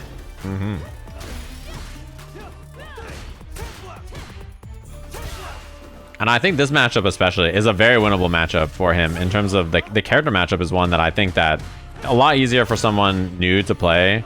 It just makes a lot of sense. Fireballs and uppercuts and simple options against Manon are quite good. I think Asa is the prime example of success through aggression. Like I have a suspicion that his matchup knowledge isn't quite there, but who cares? I'm going to be. You got to know my matchup knowledge. Yeah, he's good at going and killing the other person before he gets hit and has to deal with something. You know what I mean? That's kind of his plan of attack. You know what I like? Well, I know he didn't win the round, but I like that Robbie didn't jump there. Because, like, I think it's so easy to jump and just get anti-aired by Modern Luke, you know? So, like, I kind of like that he was willing to just, like, die on the ground because I don't know if you're going to win by jumping. Yeah, see, I mean, it's too hard. Yeah, this reminds me of the FDX versus SK matchup where you have opposite ends of the spectrum where Robbie Rodden is trying to feel his way slowly to victory and Asa is just on the prowl trying to find these hits. His drive gauge is a little scary here, but Modern Luke with one button supers, it's not as bad to be burnt out. Oh my god. Ooh, CA is very scary here too, though. Yeah, see the respect from Asa. He knows that, like, oh, that's a bad choice, so it's a little slow. Yeah, he needed to just DP there. Okay, wow. Oh, speaking of DPs. He found it. But yeah, his level 3 is very, very slow. It's one thing about Luke. It's not a super fast, like, instant anti-air level 3. Like, I mean, level 2 is better. Level 1 is better, probably. Like, DP is the best, right? Like, but you gotta be careful about that. Yeah, I thought it was just gonna go under, and then maybe there'd be a weird punish from Robbie Rodden, but straight up got blocked on the ground. Perfect parry. Yeah, he just walked right through it. No fear. There's a bit of a weakness from Asa doing the target combo and not finishing it. Obviously punishable. So we'll see if Robbie Rodden starts to like, pick up on that and actually get some hits. Yeah, he's been scared. I think his thought is, oh no, I did the unsafe target combo. I should do nothing, right? But, you know, you can bail out with a couple of options and try to play RPS there in like kind of a sloppy way. And it's at least better than doing nothing, I think, unless they're DIing you. Wow, nice. Asa showing why they had that bracket swap, huh? Yeah, very impressive. Potentially, I mean, so far today, right? He's gone 0-3, I think, in sets, but potentially beating the #1 player in the group after going 0-3 against the rest of the group would be pretty interesting sign about like what his strengths and weaknesses are as a player. Okay, that is a problem for him there, though. And because they've been such a putting so many hours into the game, I imagine they're gonna get even better. Probably end up in mastering by the time the slam's over. Oh, that block was a beast. Robbie's a beast for that block, straight up, because it's so easy to hit a button there. Ooh. Oh, there's no DI there. Oh, this is scary. Oh, Asa will get out of burnout pretty quickly here. Oh, that's huge. He's gonna get out. He's gonna be out right here, and now. Nice level 1. Good response. Yeah, and part of the benefit of Robbie Rodden's current playstyle of waiting and seeing what your opponent's doing, it gives you more room to make reads on how you can punish the next thing that you do. Like that target combo into the knuckle, obviously there's a big gap in between it and the super. When it wins the round, very clutch. Yeah, exactly. And that anti-air situation has been a problem so far for Robbie. He hasn't consistently anti-aired Luke on those far jumps. His stuffs on the drive rush have been good, though. Maybe that's what they're focusing on rather than the jump. I think you're onto something. I think the grounded approach has been much more of a focus for sure. Asa and burnout. Uh-oh. Oh, level 3. Ah, the classic. Must have forgot. Yeah, that is a brutal one. Burnout on Asa. That's what every Luke player wants. Like, you know, the men only want one thing and it's fucking disgusting meme. It's just that. Wait, is this enough? It doesn't dump the CA. The correct choice is jumping. Jumping doesn't get anti-air to the angle. Shades of Sagat, Street Fighter 5. Unfortunate. He just early EXDPs there and sadly goes under. That is brutal. And I think that is a product of modern controls. If you do if you do it a little bit later, the uppercut probably would have hit. Yeah, that is one thing that's very interesting is because you always react instantly all the time, you get the DP at like the earliest possible timing, which You know, for better or worse in some scenarios, right? Yeah, and they do more damage when you hit them low, especially like Can. He gets the 2 hits on the uppercut where it just get the whack second hit. Yeah, a lot of them you want to hit like light DP late or something, right? Like you don't want to hit heavy DP early or something. You know, you want to get the timing right so to get the most damage possible. Robbie Rotten was looking great in this first round, but I mean, still pretty good. Asa and Burnout. But the question is, can they capitalize off of it? Well, I like that they didn't anti-air there because it was a bit weird on the angle, but still, when you hit the block, it's no longer your turn, and when you're in Burnout, it makes it even worse.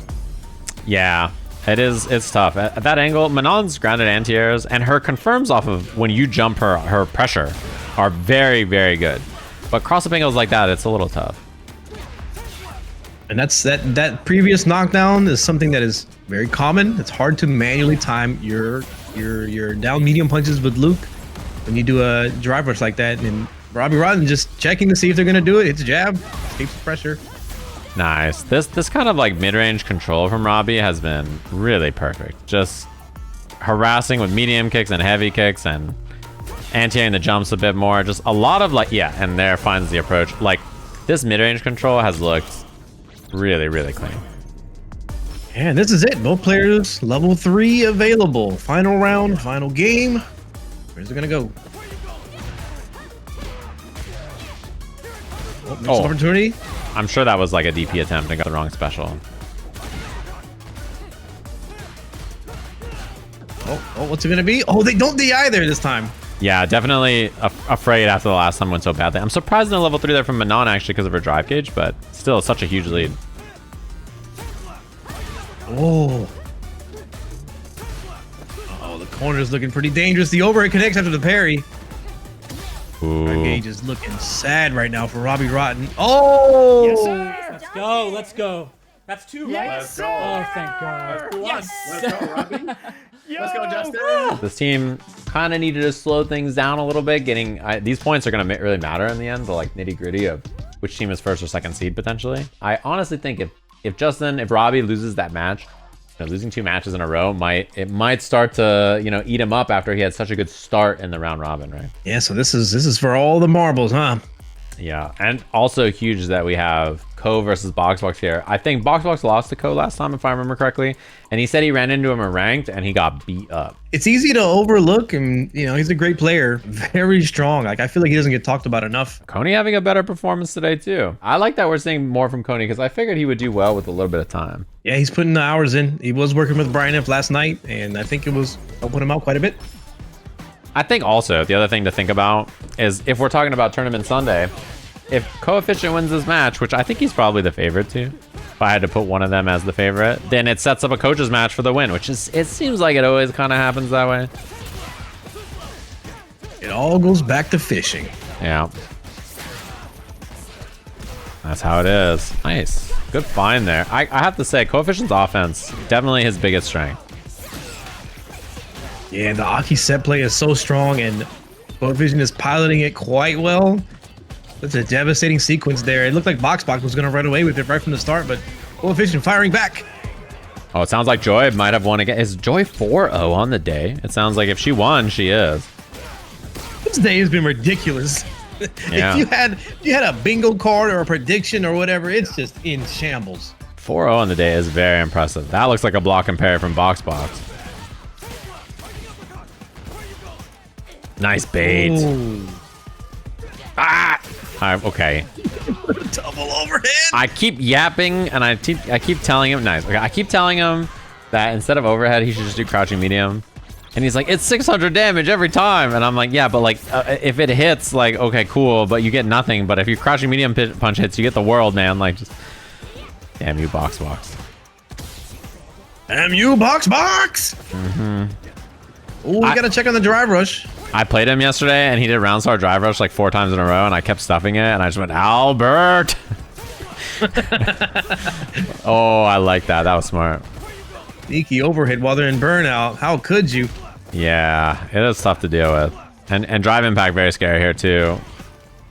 Yeah, this is a dominating position for Boxbox, but it can turn around just as quickly. If there's a level 3, the overhead connects. Throw, one more throw, baits a throw, walks up, throw. The jump, the crossover hits him. Here's the side switch. That's scary. Coefficient. She's one away here. Driving, full of potential.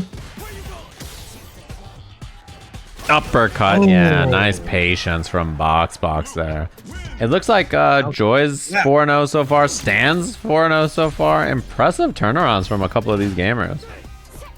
This slam is ridiculous, but there's so much leveling up and unexpected, but still not that surprising. Like, I mean, I'm having so much. I get a front row seat to all this. Yeah, these players have really leveled up a lot.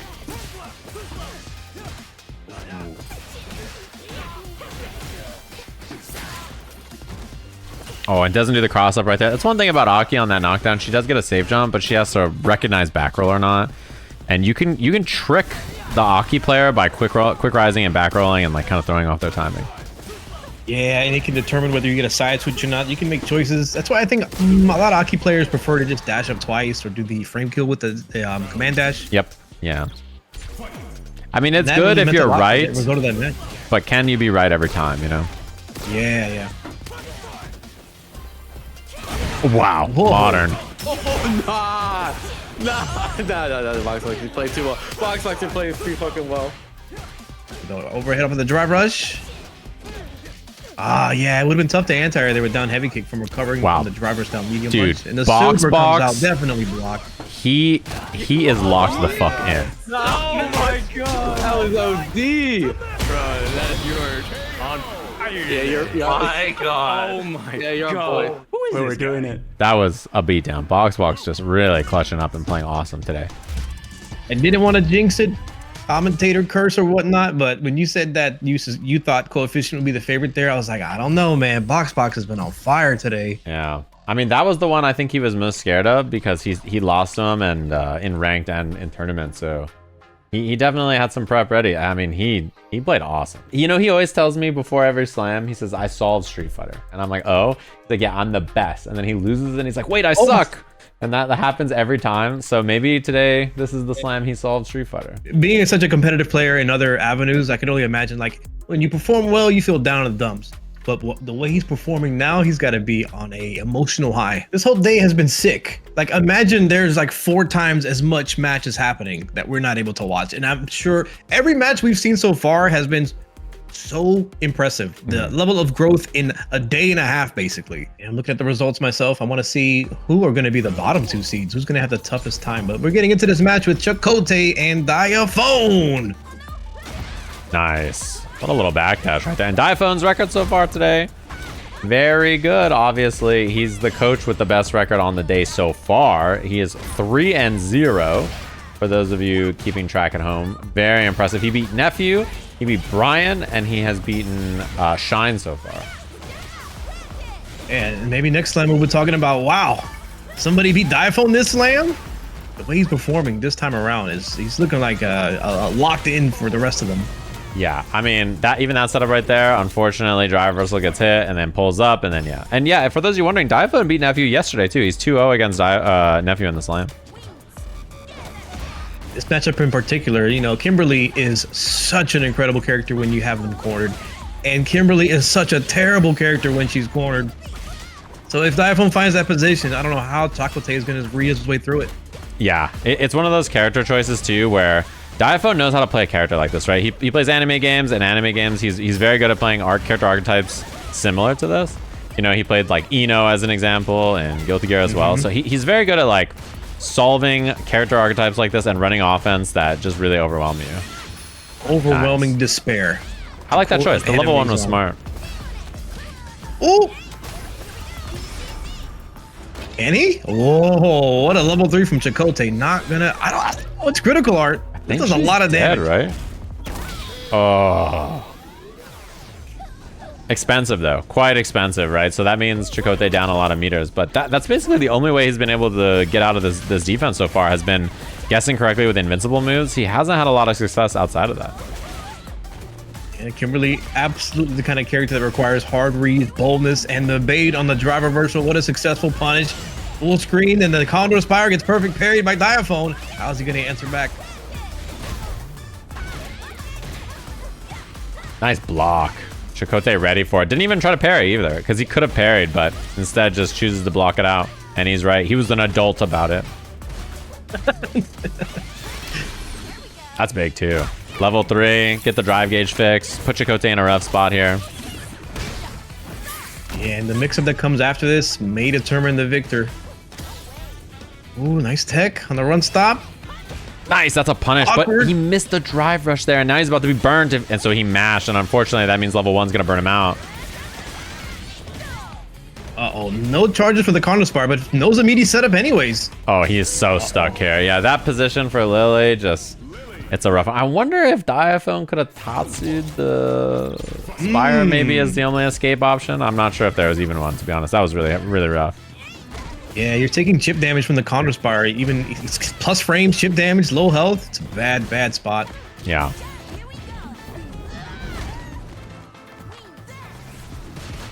I love that too. I like that ElChakotay had hit confirm, reset SPD. Like just nice. Represent like some new options, throw him off. He's probably gonna burn him out here. The double drive impact. Is that call? No, this is falling apart for Diaphone. Yeah. And the finisher. You can feel that he thought he had the right idea there too. Like the level 1 looked like it made sense. I mean, it almost reached too, right? But it's all kind of falling apart here. Yeah, once you start making those hard reads against Lily and you're wrong, oh man, it begins to snowball out of control. Yeah, she's one of those characters where like it's very easy to feel like we talked about with Honda earlier. Feel the need to slug, right? You feel like, oh man, I have to do something here. I gotta go be kind of scrappy against her, and that feeling gets you in trouble. Level 1 super, definitely reversal. It's not that slow compared to Kimberly's level 1, so absolutely an option you can express. And it's paying off dividends. The drive impact. Diaphone's actually ready. This could be the turnaround that he needs. Yeah, that's a huge gamble there from ElChakotay. Oh. He's running it. Literally running it. Double drive rush. He shouldn't need any bar to get the kill here either. Nicely done from Diaphone. Ooh, I feel like there may be a turnaround, but you could also just as easily see ElChakotay run away with this. Wow, that SPD, very brave. But I like the idea there, thinking that Diaphone was going to respect it, which he did. Got him again. Level 1. Big reads. Oh, I like it. Last time he just landed in front off the drive rush forward heavy kick. This time represents a new option. He wasn't ready for it. We got this oppressive corner situation. Lily has no Condor Spire charges. You got one, but now she gets punish counter for trying to charge it up. Yeah, and you get a knockdown on the slide. That's new in this patch, so. Oh, I'm surprised Diaphone didn't drive reversal there. 2 stocks, 1 stock, just avoiding, letting it go, letting it breathe. Yeah. Trying to get shots that may give Lily too much time to set up a game plan in the neutral. I think he's trying to buffer. Oh, unfortunate that hit behind there too. He's trying to buffer to deal with that EX Spire with anti-airs. Nice jump back. Yes, better. Oh, he is just surviving purely on right reads. That's a level 3. Oh, baby, yes, sir. Yeah, there it is. All right, I don't think that's death, but it's burnout. All right, here we go. Yes, sir. Yeah, there we go. Let's go. We're back up. We're back up. Oh, okay. Wow, we're first place. Oh, wait, no, we're first place not yet, now. not We are yet. first place. Not No, we yet. are. We are. Their team has the most points now, which is very impressive, of course. But not only that, it prevents Diaphone's team from overtaking them head-to-head, right? So like winning in the next sets are important, but head-to-head, it's a 10-point swing. So that's a big one there. And also means that Diaphone not undefeated on the day. This has been a tough day on my core zone. My lower back is on fire. These matches are absolutely out of control. Our last round robin matches are going to be Team Diaphone versus JB, Brian F versus Shine, and Nephew versus ElChakotay. Updated look at the standings. As you can see here, Team ElChakotay is at 110 now, Team Diaphone 106.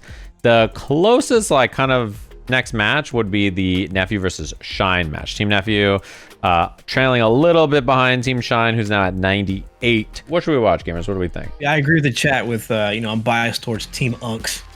Brian F and Shine. All right, cool. We're going to jump into our match here. Shumi versus Bricky. I wonder. Yep, there it is. You see the close range departure. He's been recognizing the anti matchups against her and being a little bit more defensive with that.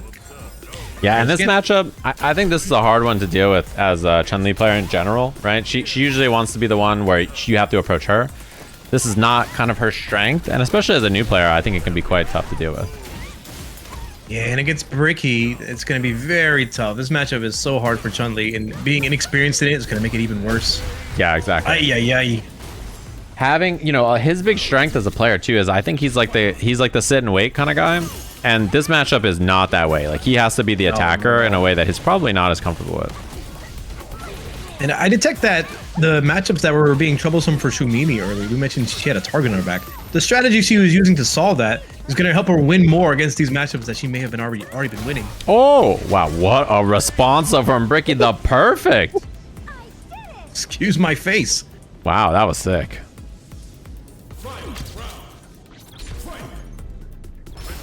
Oh, what a round start. Man, she just... I don't even know if I've seen EX command grab in I don't even know how long. That was very impressive stuff. We're seeing some low forward drive rush combo conversions with Bricky. Oh, man, and it's very easy to get mixed up as Chun-Li, especially as a new player, or if you don't play her as much with, you know, forward or back medium punch and standing medium punch and like getting the wrong thing there for combos and stuff. Although look at the harassment. He is just, dude, handshakes all around, just walking up and just sticking his hand out. He's hitting him with the over here. Get over here. Forward medium punch. Where you going? Wow, that was unbelievable. Just literally walking forward, holding forward, and just medium punch, shake my hand, medium punch. Yeah, I want to see if Shumimi can make the correct adjustments to start pressing some buttons in neutral, but the DI's not quite gonna cut it. Nice. I love what we're seeing from Bricky here. So many good choices that we didn't really see him present as much, and now he's looking super strong. What? Dude. What? Wait, what? Huh? What? Dude. Skibidi what? How did he just do that? How did the reactions on that? Dude. That air throw? That was one of the most insane air throws I've seen in any fighting game in my life. Jab air throw. Oh, the round start command grab works out again. That was insane. These close departures, now there's not like any time for it because of how aggressive Bricky is being. Wow. Oh. Dude, the empty jump throw, beating the anti-air. This is a new man. He's come alive. Yeah, this is like one of those, I'm tired of losing to these JPs. I'm going in. Maybe the answer was not to defend. Maybe the answer was to attack.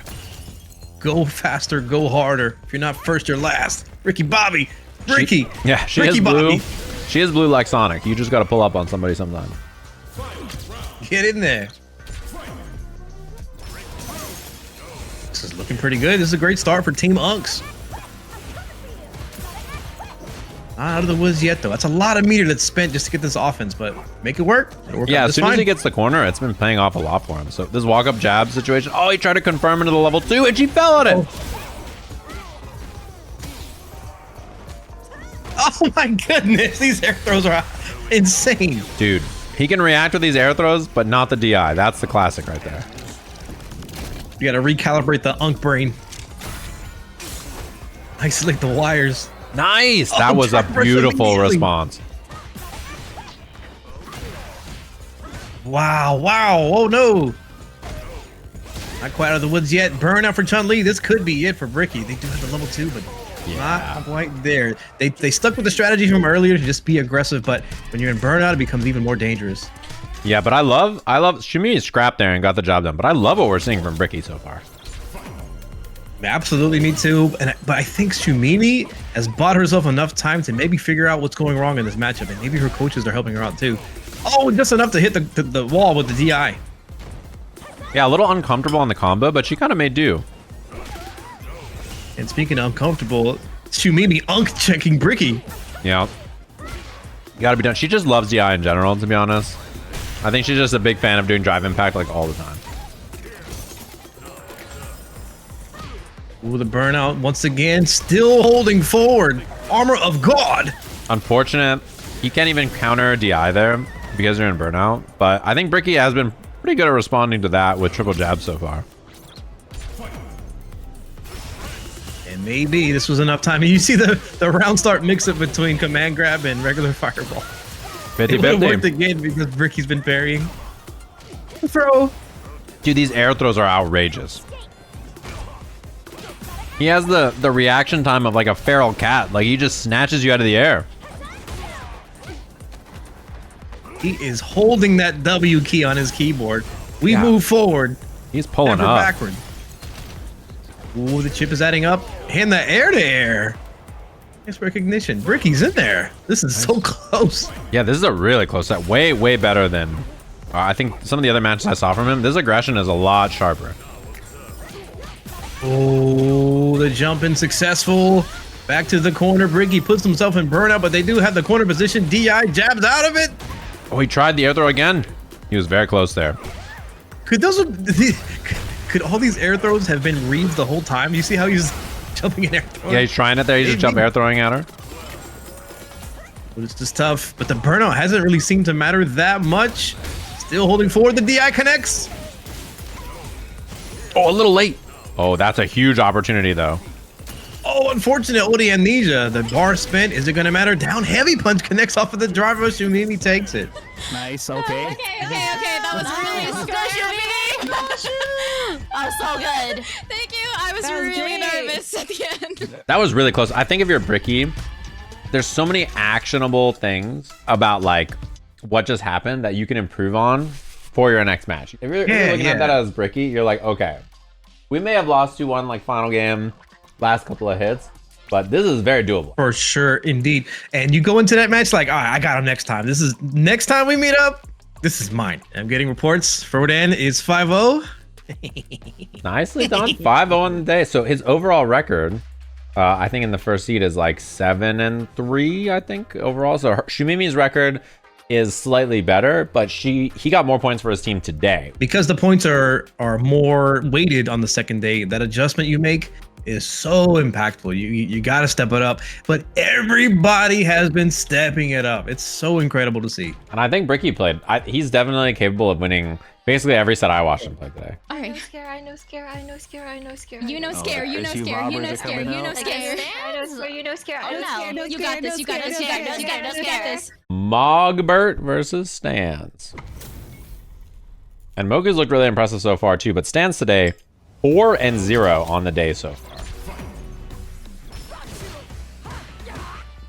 And that has been so much of it. So much of it has been Superman punching, medium Gladysing. Just bullying their way through the Gladius punches. I know it's going to be a topic of discussion for every coach. How do you deal with this sequence? Medium into Gladius punch. Yeah, that is such an important thing because it's so much of the game plan. It's such a core idea for the character. And it charges Marissa's battery. It gives her so much meter. It takes away yours.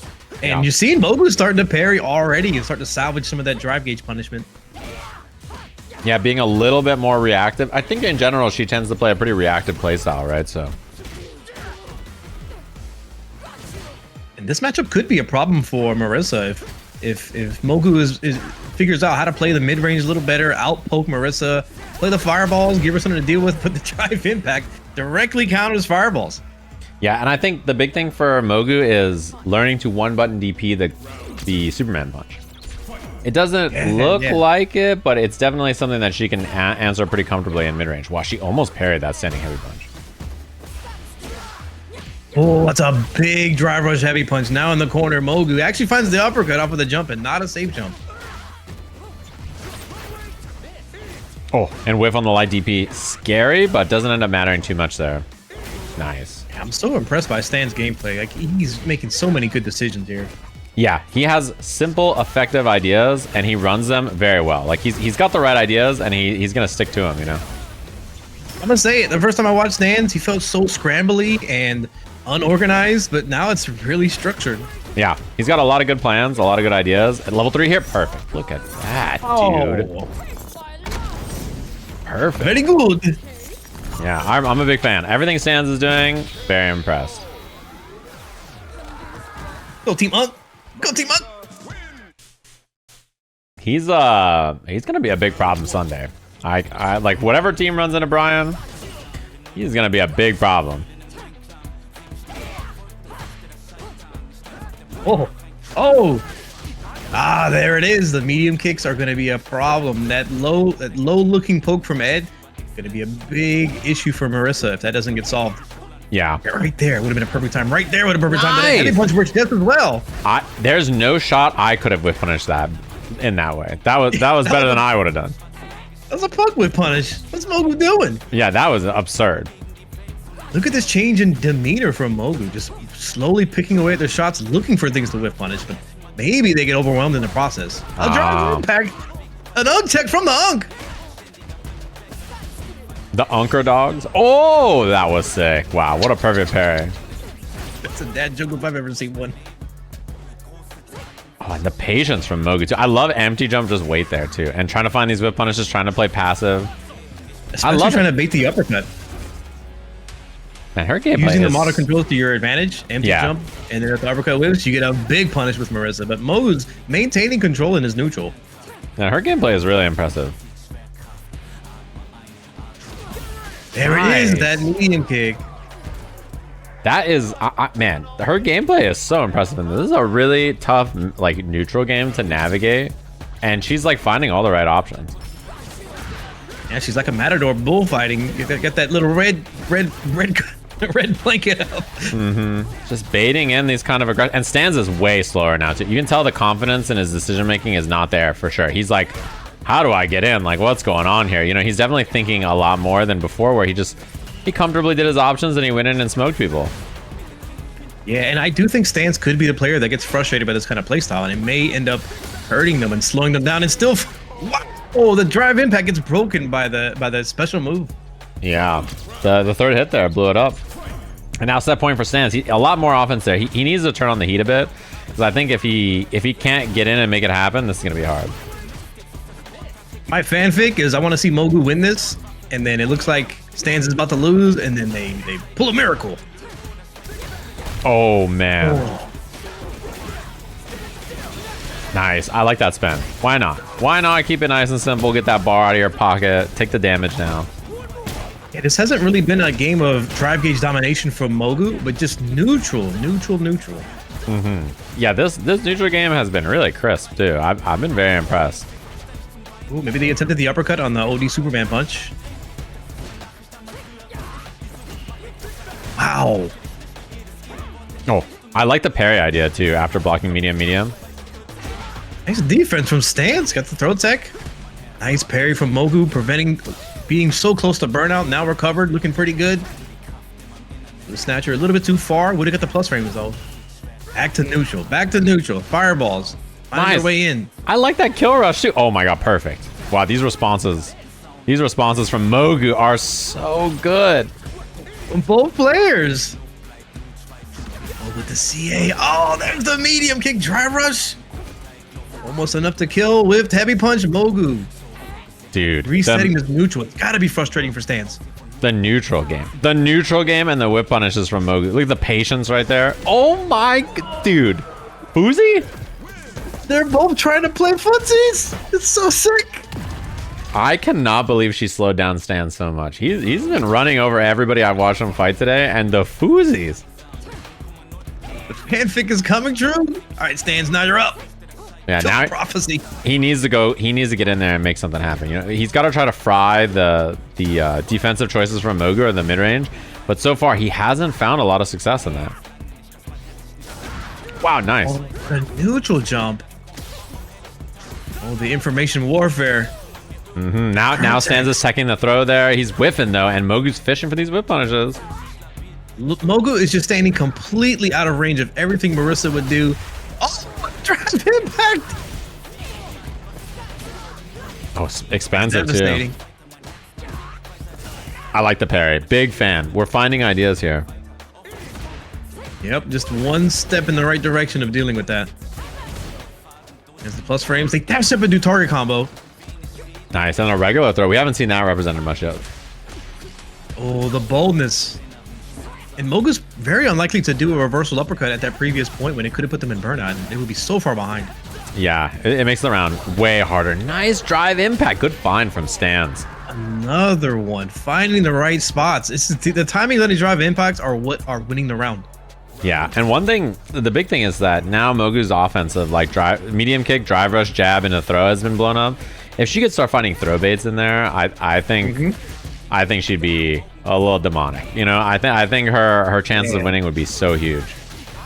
Yeah, and interestingly enough, Stance has he has an approach against throw bait. Sometimes he's jumping backwards, not just throw teching. Yeah.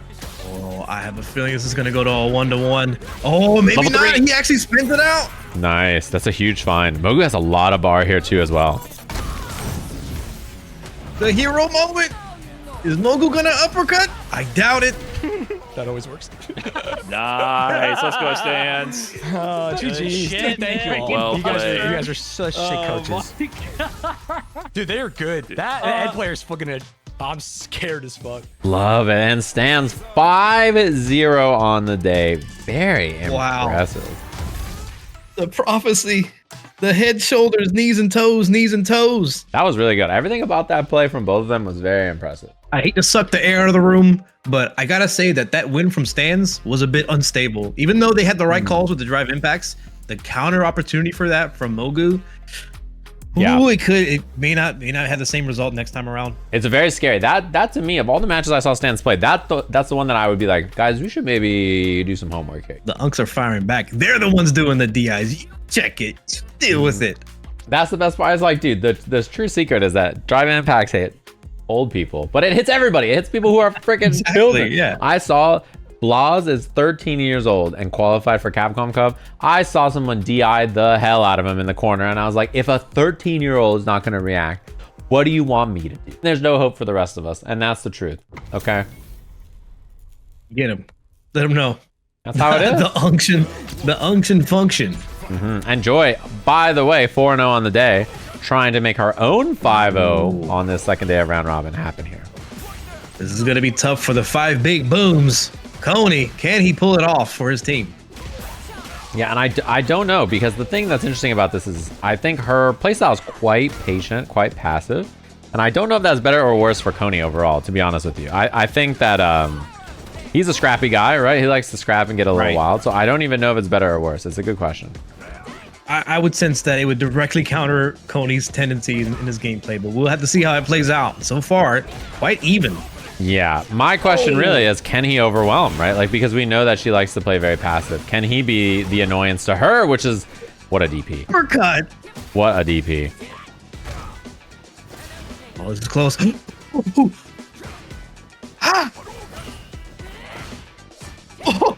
Nice block. Good patience from Coney right there, not to swing. Uh-oh, the burnout. The chip is not that big of a problem. Level 2. She tried. Oh my. Dude, she tried to bait the air DP, I think. She was like, all right, I'm going to jump. You're going to DP in the air. And then I'm going to do this to beat the anti-air. And then Coney did not know what to do. What a choice. And the drive impact actually winning because of chip. That's rare you see. Yeah. Dude, I got chipped by a drive impact like 2 days ago. And I was like, what? That hasn't happened to me in so long. Chat is like, I didn't know that chipped. Yeah. Oh, the Coney sweeps. What are these 5 big booms? I want to know the tech. That's true. Yeah, what are the 5 big? The mystery to us all. Actually punishes the sweep while they're in burnout. Nice heavy punch from Joy there. Nice. I like what we're seeing so far too. And Joy beginning to run away with it just a little bit, but not out of the woods yet. Sweeping the DI, the classic Coney move. And I love the patience from her too. Didn't feel the need to get too snappy or too weird in that interaction. Just chill, vibe, let him do whatever. Then take your turn when it makes sense. Yeah, I do feel strongly that Coney is going to lose through setting up banana peels and tripping over them himself. Yeah, that's sort of his biggest thing, is he's very good at luring his opponent into them. But yeah, he has simple, solid ideas, and if they don't work, then sometimes he doesn't have enough juice to get through. You got the throw base, successfully hit the heavy punch, put himself in burnout, but this is not the worst start. Got some pressure. Joy's pretty low on drive gauge. Yeah, and I like what we're seeing so far from Coney as well. I think these adjustments have been good. He looks way better today than what we saw from him in the first bit of round robin. So yeah, and he's in the no other prodigy status right now. He got into burnout, waited a little bit, recovered. Now he's back in there. He's got plenty of meter. Is he gonna? Wow, the throw off of the plus frames. Okay, I love that. Yeah, I love what we're seeing. That kind of stuff is not things that I would have seen him do on the first day, right? So that's a good thing to just have in your repertoire now. Ooh, something I noticed when I was coaching Jake is how Joy likes to parry after dry rush, and bro, what in? What on this planet is this guy doing? This guy did drive rush, heavy Hashogeki to bait a throw. I literally, Paladin Ryu would not do that in this. What is going on here, bro? Sajam, can I take you off to the side? Do you think he meant to do that? Did he do that on purpose? No. But I'm a fan. I like it. I'll take it. I wonder if he just tried to do heavy into it and he drive rushed and was like, well, maybe he's the best. We take full credit for that. Moste at Akuma tech? Yeah, it was the heavy, what's it called? The flame to bait the throw. That was honestly wild. Oh, the burn in the corner, the DI, but it's too much block stun. It actually didn't act, there was no gap. Yeah, it had to be crouching medium punch into DI there instead of standing heavy. Oh, nice. Ooh. Oh, didn't get the combo, but still a good spot. Yeah, repeat offender back to back. I might just spend the rest of this match laughing. I have to turn my mic off real quick. Hold on a second. Heavenly Virtue? Oh, didn't get the whip punish in time. I like the attempt to whip punish though. He's starting to see it. Uh-oh. The awakening of Coney, but the round goes to Joy. I like what we're seeing. Coney is so close here, man. He's like so close to like finding the right ideas, but you can tell he just needs a little bit more. Almost there, almost there. Nice auto meaty setup. Ooh. Joy knows her tech. That was good. That stand light kick with crouch heavy punches and auto meaty setup after heavy drill in the corner. There's confidence just leaking from Coney right now. I love chance here. Oh, she's got the corner though. One hit wins for her. And the block and punish. Let's go. Nice. You're playing loose. Let's go. I think that might have been your most stressful match today, right? Yeah, Ryu just does that to me. 5-0. Yeah, you're the today. I will buy you sushi. 5-0 on the day for Curious Joy, by the way. Nicely done. The gas pedal was on the floor just a little bit, and I think Coney would have been all right, but he did way better than I thought he would do, to just put that out there. And that was a sick match. Her point total for Shine here is really going to matter. There's a pretty good chance that they could come back here and maybe have the most points. We'll have to see what Diaphone's team's record looks like now. Looks like they're currently not getting beat up in the match they're playing and doing pretty well. So it seems like it's a fight for who gets the second seed. Is that correct? Yeah, Team Chakotay is 130 right now. Oof. With second place teams being 111 and 108. There's a chance for Team Shine to clutch up here and get the second place seeding, which is a big deal. Not having to play round one is pretty nice, but this is the person who beat her last time. You can see her grimacing. This is the person who beat her last time, so this is probably the person I would assume that Huntress did the most prep for. Go all Sam. No, wow, he got the gator boots and the pimped out Gucci suit, and he ain't got no job. You know those Shine. The best part is I was gonna say I know that Huntress was doing some prep work with Ross. I think she was playing Ross and some other people as well to try to get ready for this level of DJ player, which I think is a good choice. Now, walking jab pressure being a big problem for a lot of people so far. Nice. And her control, I think, is the biggest strength she has as a player for sure. She's just very good at controlling space in front of her and not giving up easy opportunities, and her anti-airs are really consistent as well. Yeah, getting out of her comfort zone from the last slam, she was very a slow, methodical player, and now she's starting to get a little more scrappy. For saying, yeah. Oh, doesn't quite find a whiff. I like the overheads, trying to check. Yeah. The jumps, the jabs. Oh, he's starting to recognize and try to challenge in between. Man, I'm very impressed with this approach that she's had so far. Doing a lot better job of not getting caught in like some of the tricky DJ offense. Nice interrupt. Good check.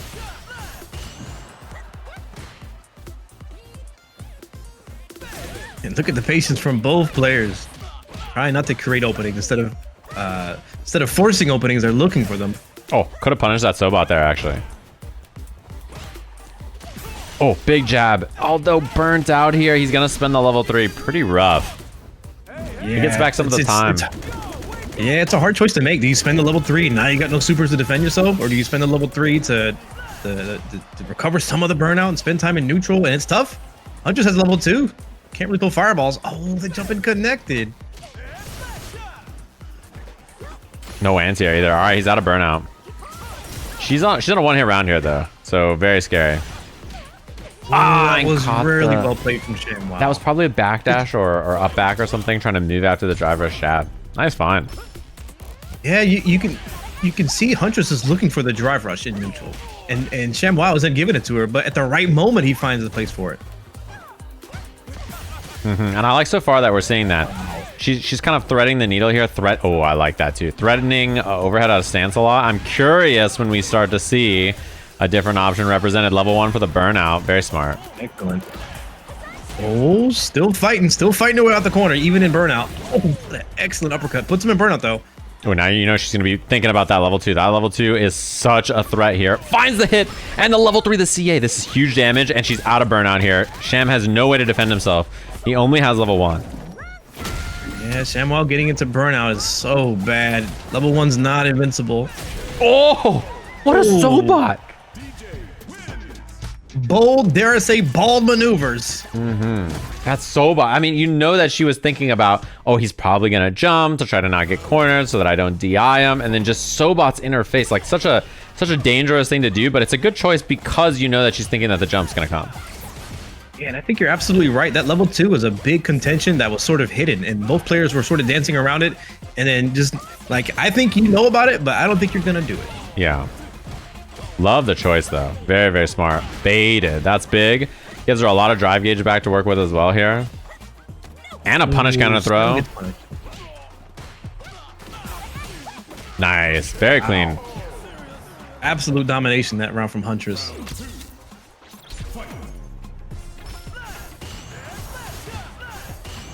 Oh, maybe Bald Icon now is starting to back off the gas a little bit. Create some opening slowly in neutral. Yeah, try not to put the pedal to the metal a little bit too much. I like that he hasn't like drive rushing kind of mindlessly and gotten clipped over and over. It's very easy to do that as DJ, I think. And he's clearly recognizing that she's, oh no, she's also thinking about it, you know?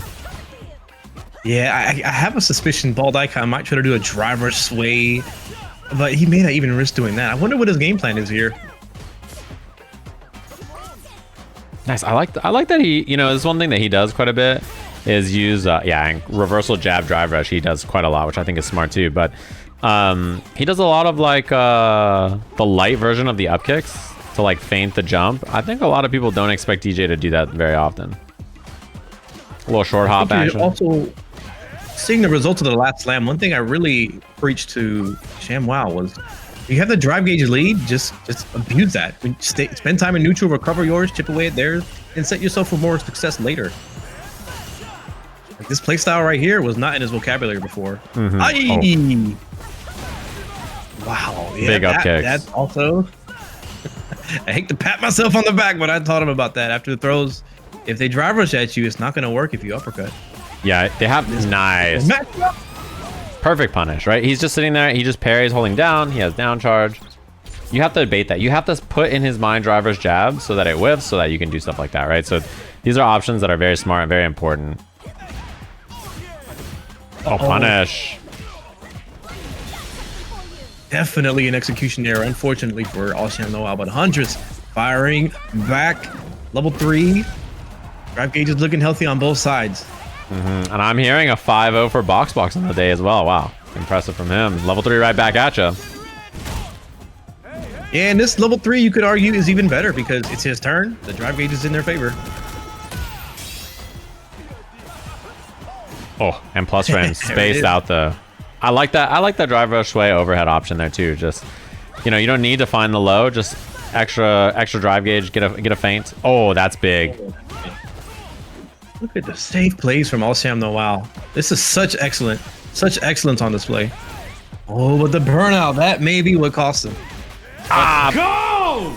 Dude, good shit, man. That dash was insane. I'm back. I'm fucking back. Yeah, that was crazy. I'm thinking I'm back. Man. That's a big one. Especially, that's really going to matter in team score. That win for Sham might have secured second seed for Diaphone, I think. 116 now for Team Diaphone.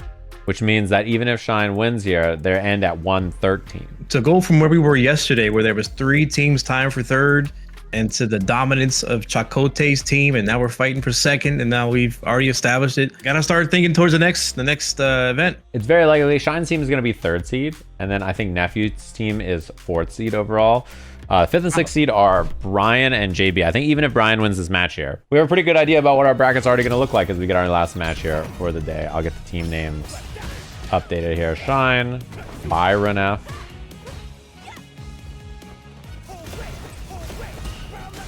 We still got the Brian F on the Terry. Shine on the Kimberly. Yeah, Kimberly this time, which is interesting.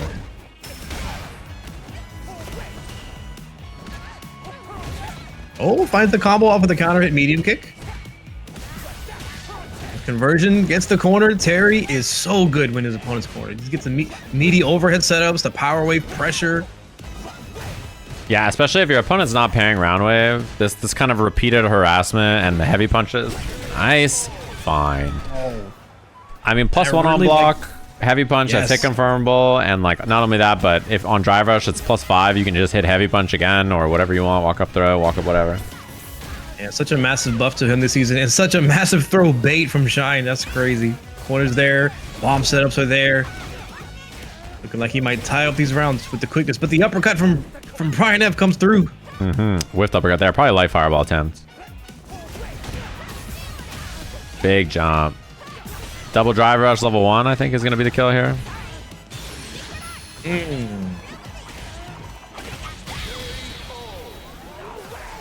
Nicely done. Clean play from Shine there. I think the first round from Brian, really, that corner positioning is so good for Terry. Oh, nice bait.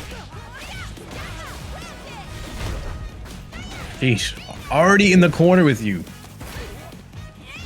Yeah, even good. Even though the bomb doesn't combo from there, you still get another opportunity for success. Yeah, the fact that it makes your opponent sit still is worth so much. He's coming out. Gonna even out the drive gauge a little bit. Shine's gonna need about 2 hits, about 2 throws, and a clean hit just like that. Shine is going to take it with a perfect. That's been, I think, one of the biggest problems I noticed. Brian had this, and a lot of people have had this as well, is mashing buttons on Kimberly's standing medium punch. Previously, not a bad idea, but like in this version, arc step frame trapping off it is really hard to deal with. It means that like the normal places you would check Kimberly in your muscle memory don't work anymore. Oh boy. Oh, that was smart. That was a sick punish from Shine. Very good awareness. Oh. Well, his team did great. Man, what a round from Shine. Just perfect awareness, recognized the double DP was coming. Just really, really smart. Last chance for Brian F. Oh, back to back. I like that idea too. Very smart. You know that Brian wants to challenge, check, take some space back on the screen there. Heavy kick for the plus frames. Counter hits a jab with the throw. And like this position for Shine looks excellent. What a read from Brian though. And I also think the character choice from Shine is smart here too. Brian F's Terry isn't quite the needle threading type, and when you overwhelm somebody with offense and they're not the best with the character that they're playing, it's gonna be a tough road ahead for them. Oh yeah, not quite close enough to the corner. Finds and jumps the overhead. Of course, you can combo from it. Resets with the throw. Burnout. Oh, that's a big find. Brian suddenly out of burnout here and forcing Shine potentially on burnout. Block. Oh! Kensu! Oh, he spanned. Gets it out. This does freeze Shine's drive gauge here, so that's pretty nice. Terry actually has one of those critical arts that changes depending. He has level 3 that changes the knockdown depending on if it's super or critical art. Oh. But it's not gonna matter. Wow, that was perfect spacing from Shine there. Yo! You are ballsy! Holy shit, okay! I mean, I didn't have much of a choice. I mean, you are round up. I thought we were gonna save it. Dude, that hit confirm was fast as hell. You got those? Yeah, I guess. And that sets up what our bracket will be for Big Sunday. So we got our matches all done, round robins completed here for the slam. We'll get a final tally of all the points from all the players, and we'll get you guys the bracket. That was an excellent display by Shine. You can see the level of comfort in characters that you start to overvalue, and you can't quite keep up with somebody who has the muscle memory programmed into a character they've been playing for so long. It's definitely very difficult there. And what a day it's been where that bracket is going to be filled up with all that information, all of the devastation, all of the success stories, all of the hype and excitement, the building of camaraderie. What an event day 2 has been. Yeah, and the results I don't think are what people probably expected in a lot of different cases, to be honest with you. All the 5-0s, box playing out of his mind, joy. I feel like I don't have enough time in a day to review all of the VODs and watch all the players and their reactions. I mean, everybody played awesome too. It's cool to see all the adjustments everybody made, especially because like if you did really well the first day, people have some kind of, they got thoughts. They're going to pull up on you with new prep. So as you can see, final team scores, I will refresh one more time. 130 points for Team ElChakotay. Second place is Team Diaphone with 116. Team Shine 113, Team Nephew 91, Team JB 81, and Team Brian F 69. So that'll be our seeds in order. It had to be that way. It was written. Yeah, there we go. This is what our bracket will look like for Sunday. First round matches will be Team Nephew versus Team JB, Team Shine versus Team Brian F. Winning team goes up here to fight Team Diaphone. Winning team here goes up to fight Team ElChakotay, and then losers bracket will populate. So nicely done. Shine played a lot better in the second part of this. Diaphone really showed up big. He got some huge wins all the way across the board that put his team in this spot. And Box 5-0 on the day to secure his team top 2 seedings is really nice. The whole tournament will be Sunday. We're going to be finishing everything off. Top 2 teams get that trip to go fight against Reject over in Japan, which this is our poster for it. It's going to be really awesome. I hope everybody likes it. And there's one more thing I was going to show you guys for today, and I figured it would be cool to maybe close our day on. We do have something that the top 2 teams are going to get, and you guys at home can actually get. But our top 2 teams, they're going to be going all the way out to Japan, and they're going to be representing our US Sajam Slam squad to fight against the Reject team. So we had something a little special made here, thanks to Drew Face's awesome work. They are going to be rocking the Sajam Slam jerseys. I mean, they're gamers, number 25 gamer. These have been worked on by Drew Face, myself, Emily. We've been working on these. They will be for the winners of the slam, and also we'll be selling some at some point. Judging by the last round robin, this round robin, we're in for a big treat coming Sunday, and then the finals in Japan. I can't wait to observe from my abode. I think we are the Monstars because we're invading. So that's how it goes. But yeah, thanks very much for joining me today. It was really nice to have you on. I'll send these gamers off. And thanks for hopping on for commentary. You guys can check out Automatic, all the places you see over there. And also, he'll be helping your favorite streamers probably tomorrow, I'm guessing, as well, doing some coaching. All right, it's been a pleasure. Thanks for having me once again. Y'all have a good night and enjoy the show. What I wanted to say also, thanks to Victrix, they're going to be providing some prizes for our top 2 teams. Very sweet of them as well. And we have some other cool prizes to announce besides that and the jerseys and the trip. It should be a good time. So thanks to all of you. I appreciate it a lot. Thanks everybody for stopping by. Let's send you guys to this gamer over here maybe.